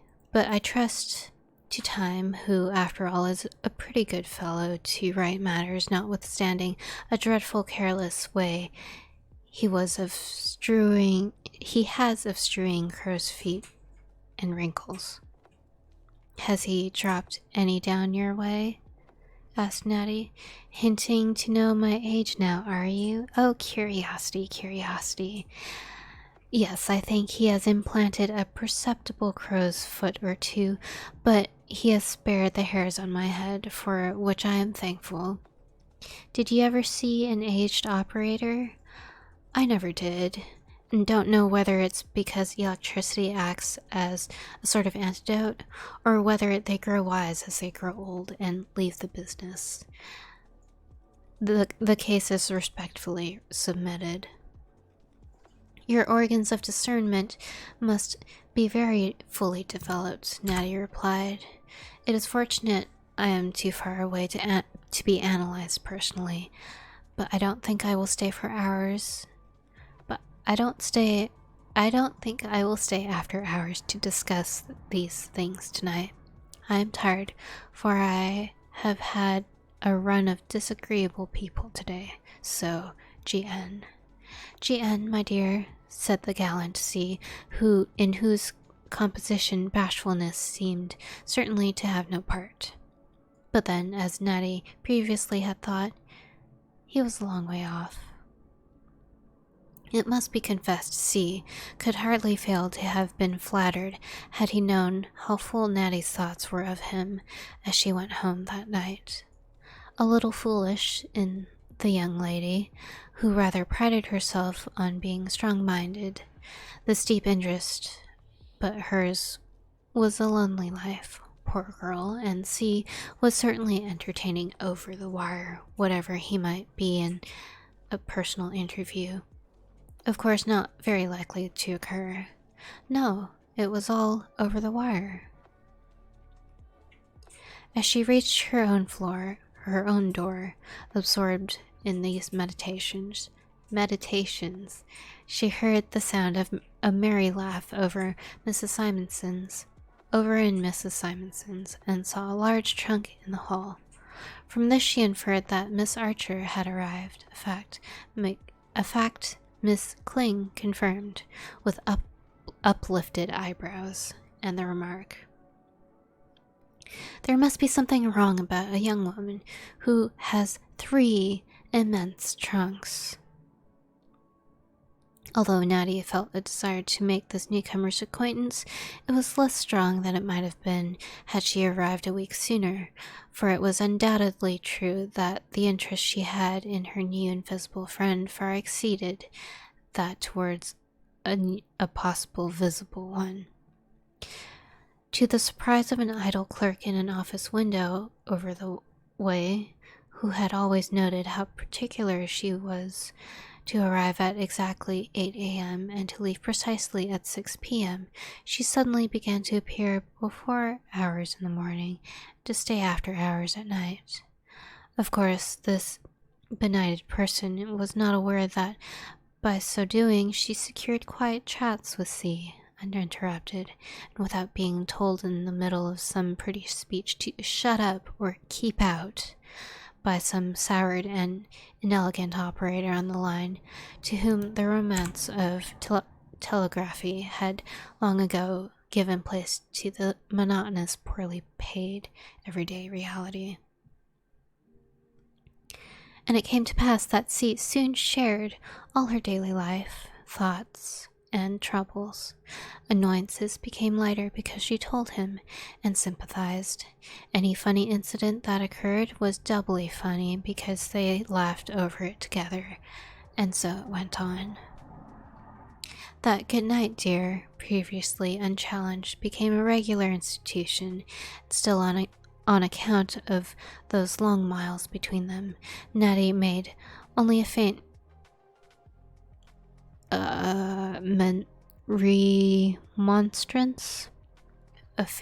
remonstrance when his usual morning salutation grew into "Good morning, little 5-foot girl at BM," then was shortened to "Good morning, little girl." And all this time it never occurred to them that accepting N was for Natty and C for Clem. They knew really nothing about each other, not even their names. Thus the acquaintance went on amid such banter from the before-mentioned M and interruptions from disgusted old settlers. It was by no means to the satisfaction of Kimby that Miss Rogers should thus allow the telegraphic world to supersede the one in which he had a part. That intimacy with Miss Archer, of which he had dreamed, as a means of improving his own acquaintance with her towards whom his susceptible heart yearned, did not make even a beginning. In fact, what with Natty being engaged all day and stopping after hours for a quiet talk with C, and Miss Archer having many evening engagements, the two had never even met.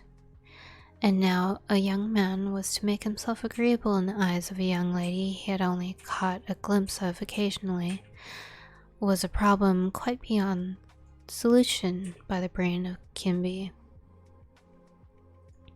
2 or 3 times in his distraction of mind, he had stood in very light clothing about Natty's hour of returning home, full 25 minutes at the outer door of the hotel, with a cold wind blowing on him, but Natty, utterly unconscious of this devotion, was enjoying the conversation of C, and so at last, half frozen, poor Kimby was compelled to retreat, his object unaccomplished.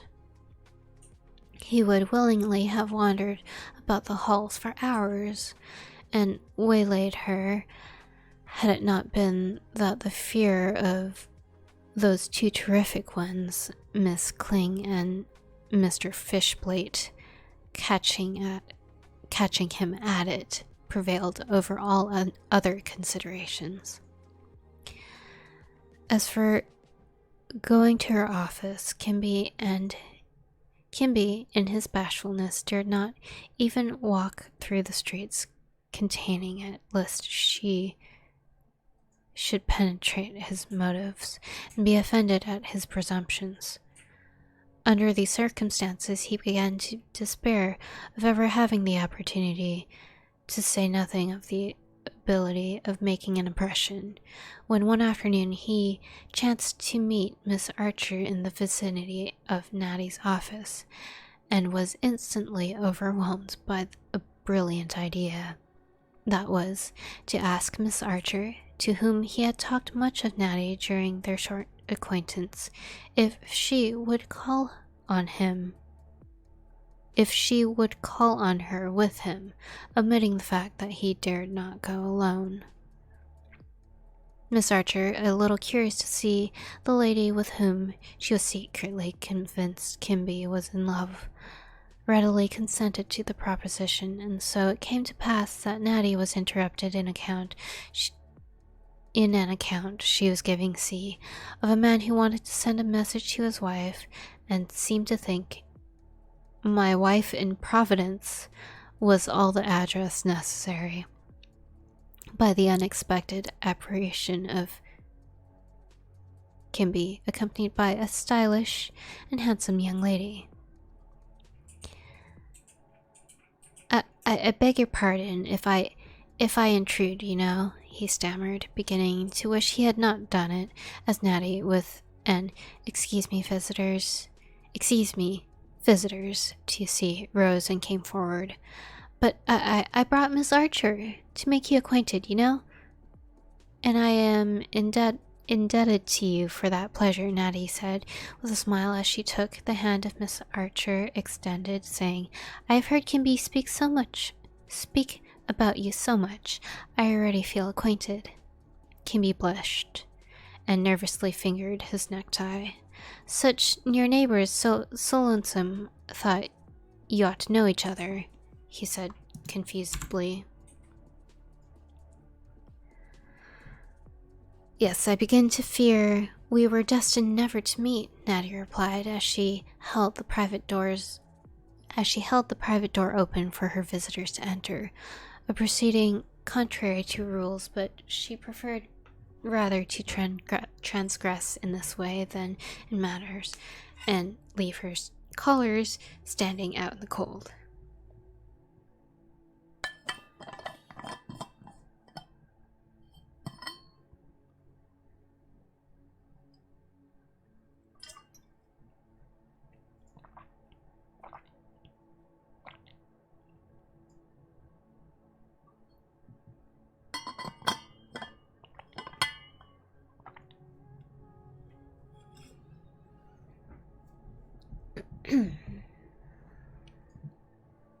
I don't know as we ever should had it not been for Kimby, said Miss Archer, glancing curiously around the office.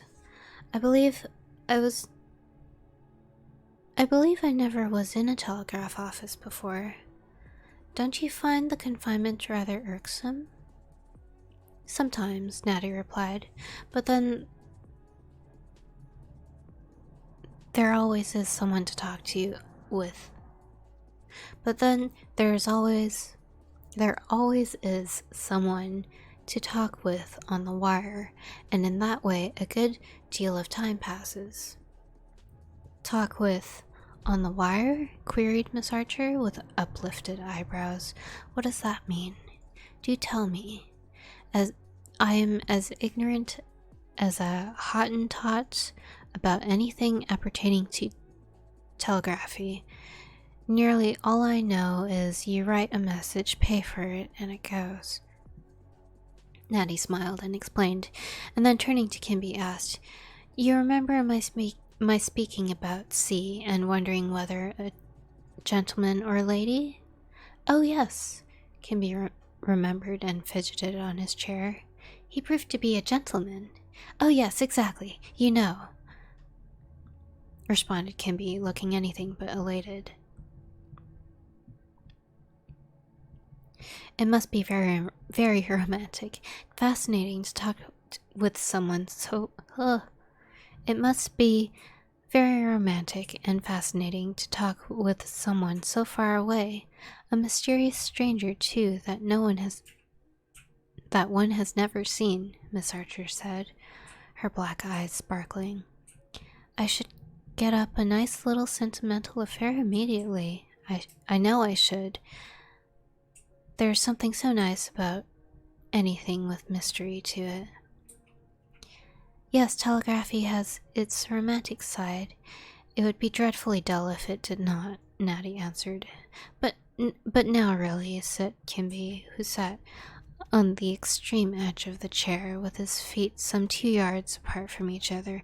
Really, you know, now, suppose your mysterious invisible shouldn't be just what you think you know. You see, I remember 1 or 2 young men in telegraph offices whose collars and cuffs were always soiled, you know. I have faith in my C, laughed Natty. It would be dreadfully unromantic to fall in love with a soiled invisible, wouldn't it? Said Miss Archer with an expressive shrug of her shoulders. Natty colored a little and answered hastily, Oh, it's only fun, you know. At which Kimby brightened, and Miss Archer inquired, Pour passer le temps?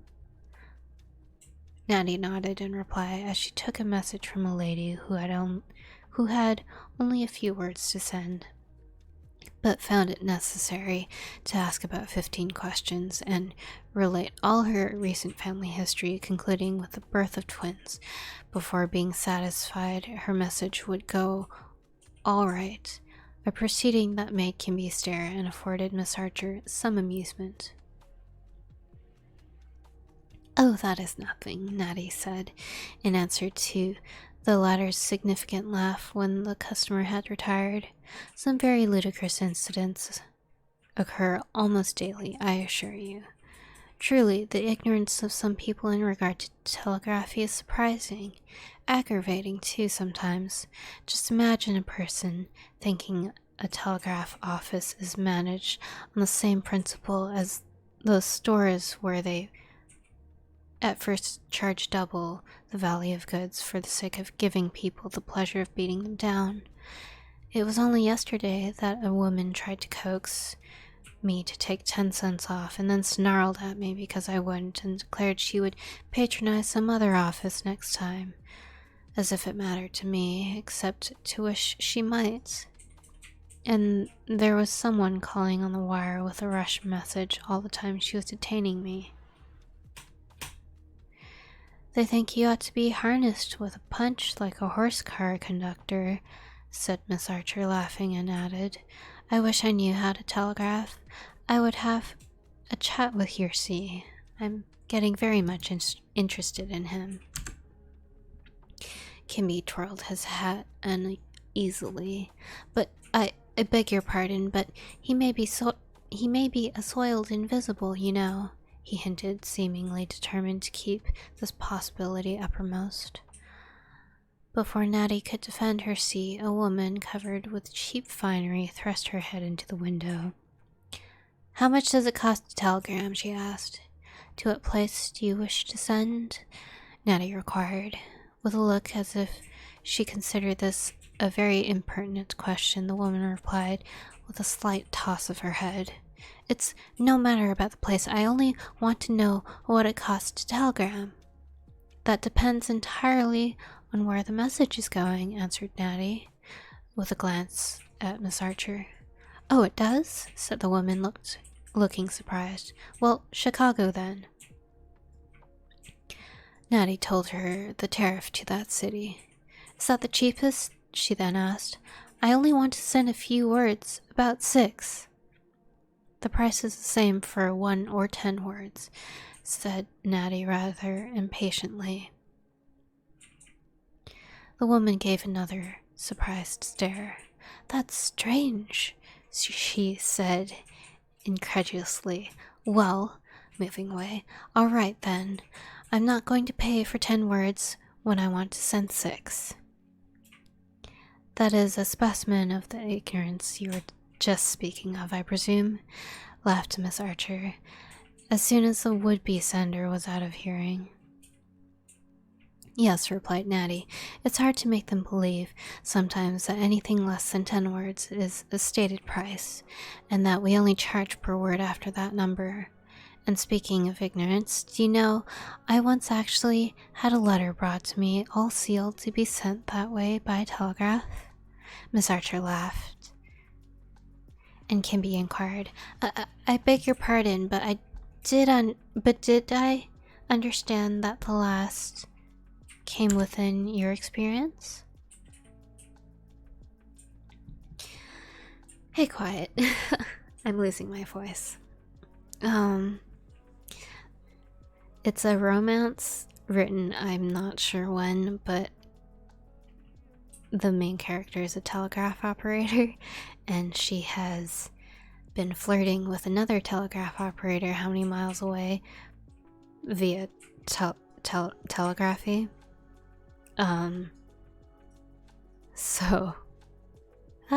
Thank you, Verd. But it's really interesting. I've read this before, and it's just really interesting how current some of the things they talk about still are.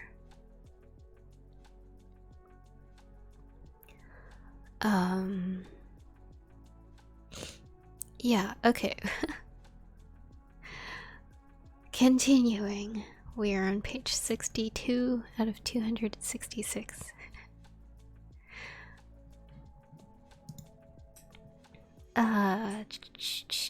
Yes, replied Natty.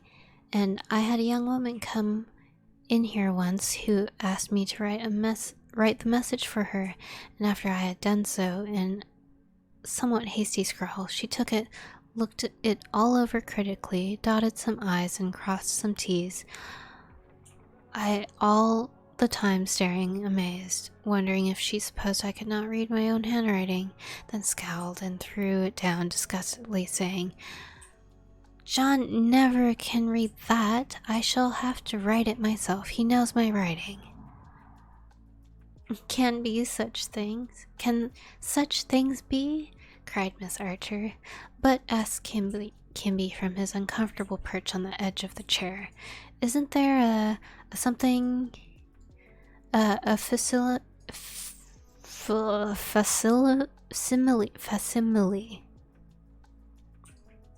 facsimile arrangement?" "I believe there is, but it is not yet perfected," replied Natty. "Ah, well, then the young woman was only in advance of the age," said Miss Archer, "and with that and the telephone, and that dreadful phonograph that bottles up all one says and disgorges at inconvenient times, we will soon be able to do everything by electricity. Who knows, but some genius will invent something for the especial use of lovers. Something, for instance, to carry— wow, this line is exactly what I meant. Something, for instance, to carry in their pockets, so when they are far away from each other and pine for a sound of that beloved voice, they will have only to take up this electrical apparatus, put it in their ears, and be happy.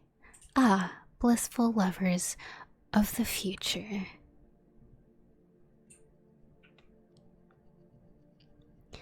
Yes, that would be a good idea, cried Kimby eagerly, then instantly fearing he had betrayed himself, turned red and clutched at the mustache that eluded his grasp.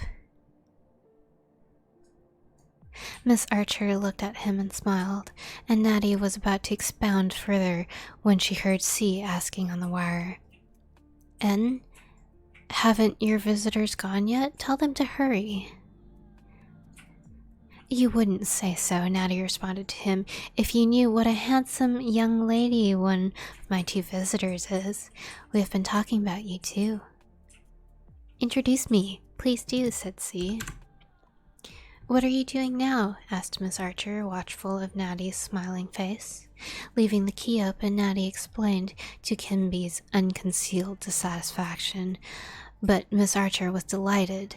"Oh, do introduce me. Can you, anyway?" she said. Natty nodded affirmatively.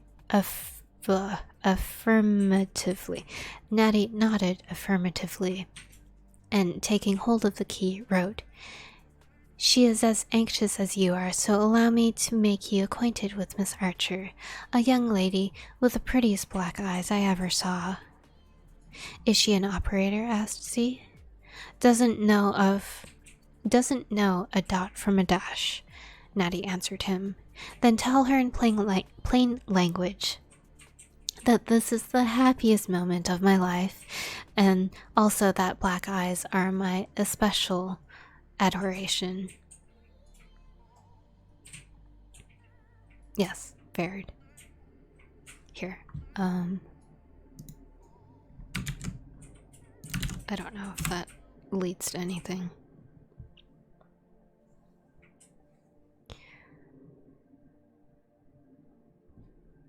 "What have you been telling him about me, you dreadful girl?"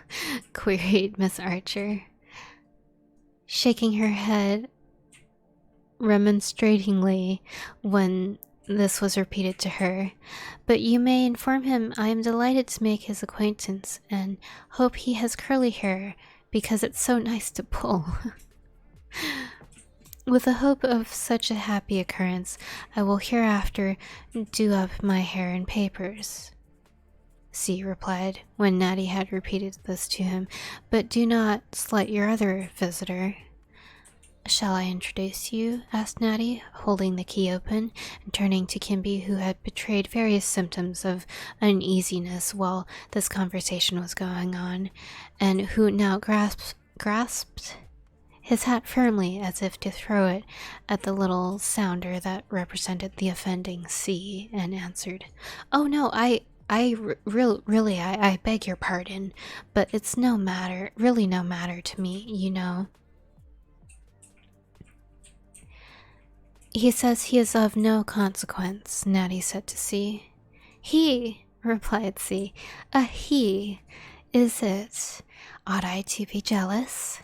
Is it you or our black-eyed friend who is the attraction?"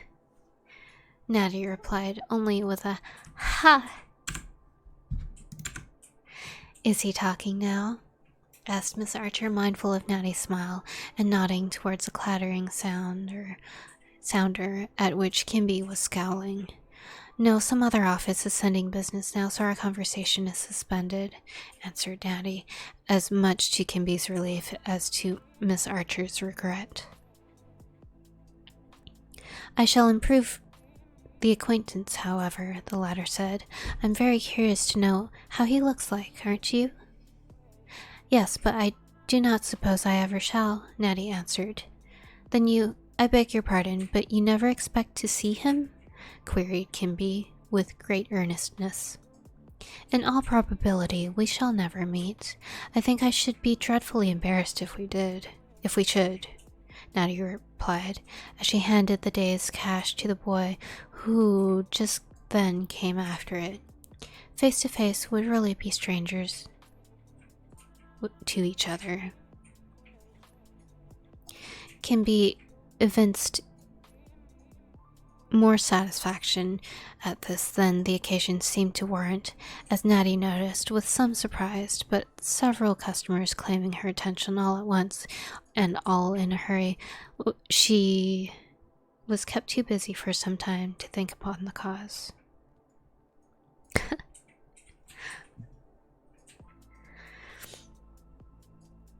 As soon as she was at leisure, Miss Archer, with a remark that they had made an unpardonably long call, arose to go. But you must certainly come again. Soldier, thank you for the follow. Welcome kisses. Welcome kisses. Thank you for the follow. Thank you for the follow. Welcome.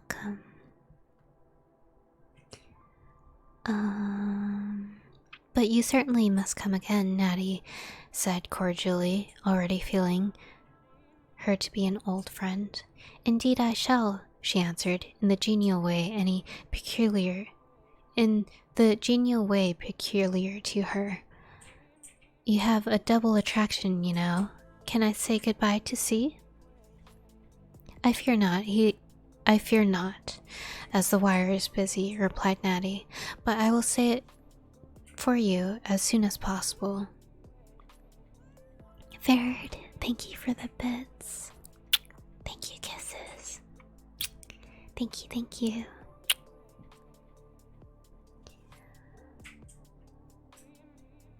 Yes, tell him, please, that I will see him. I mean, hear the clatter he makes again soon. You I shall see at the hotel, I hope, now we have met. Oh yes, Natty replied, I am very much indebted to Kimby for making us acquainted. Oh, really now, do you mean it? Exclaimed Kimby, with sudden delight. I'm so glad I've done something right at last, you know. Always doing something wrong, you know. Then hugging his hat to his breast and speaking in a confidential whisper, he added, to the great amusement of the two girls, I have a presentiment, a horrible presentiment. I have a presentiment, a horrible presentiment. I'm always making mistakes, you see. I'm used to it, but I couldn't get used to that, you know? That someday I shall marry the wrong woman.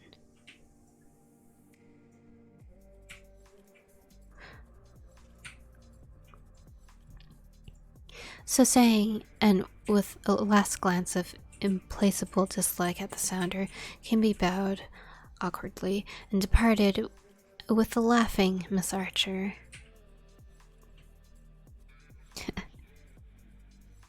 Soon after their departure, C asked, Has Black-Eyed Susan gone?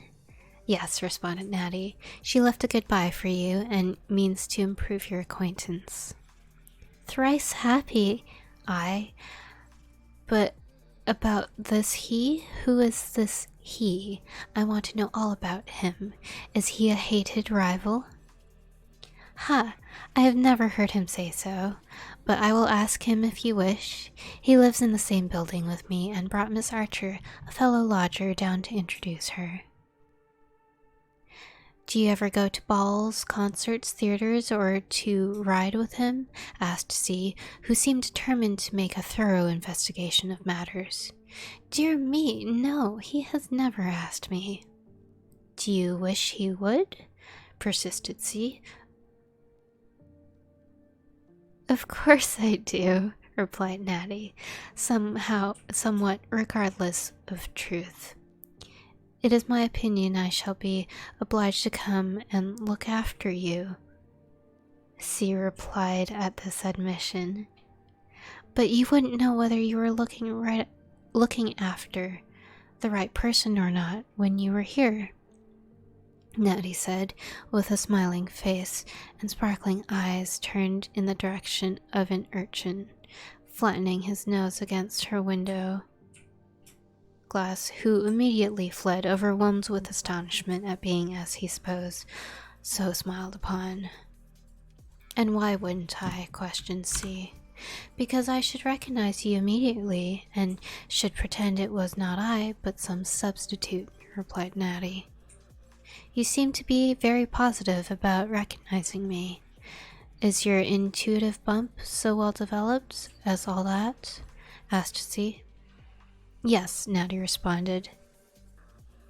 And then you know there would be a twinkle in your eye that would betray you at once.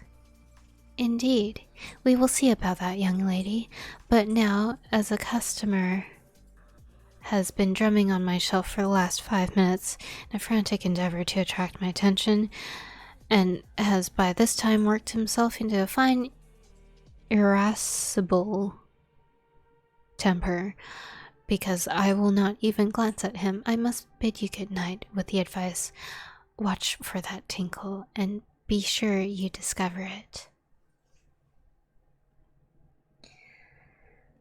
Okay, and with that, we're gonna call it a night.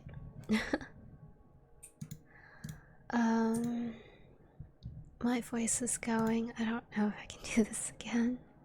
No, Verd, we'll continue with the story. It's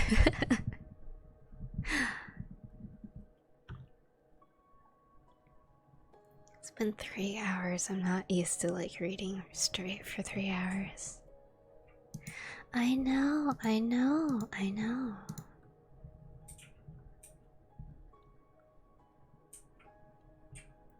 Alright, we are going to raid,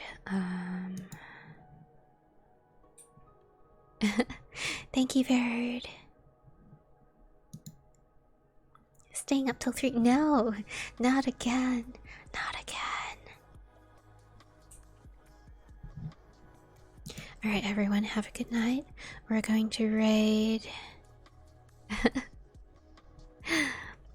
Soldier, thanks for stopping by. Thank you for the follow.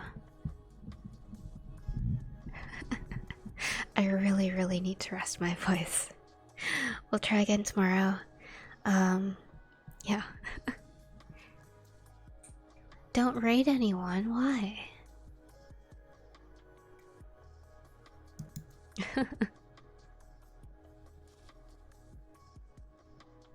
Yeah? I might do that.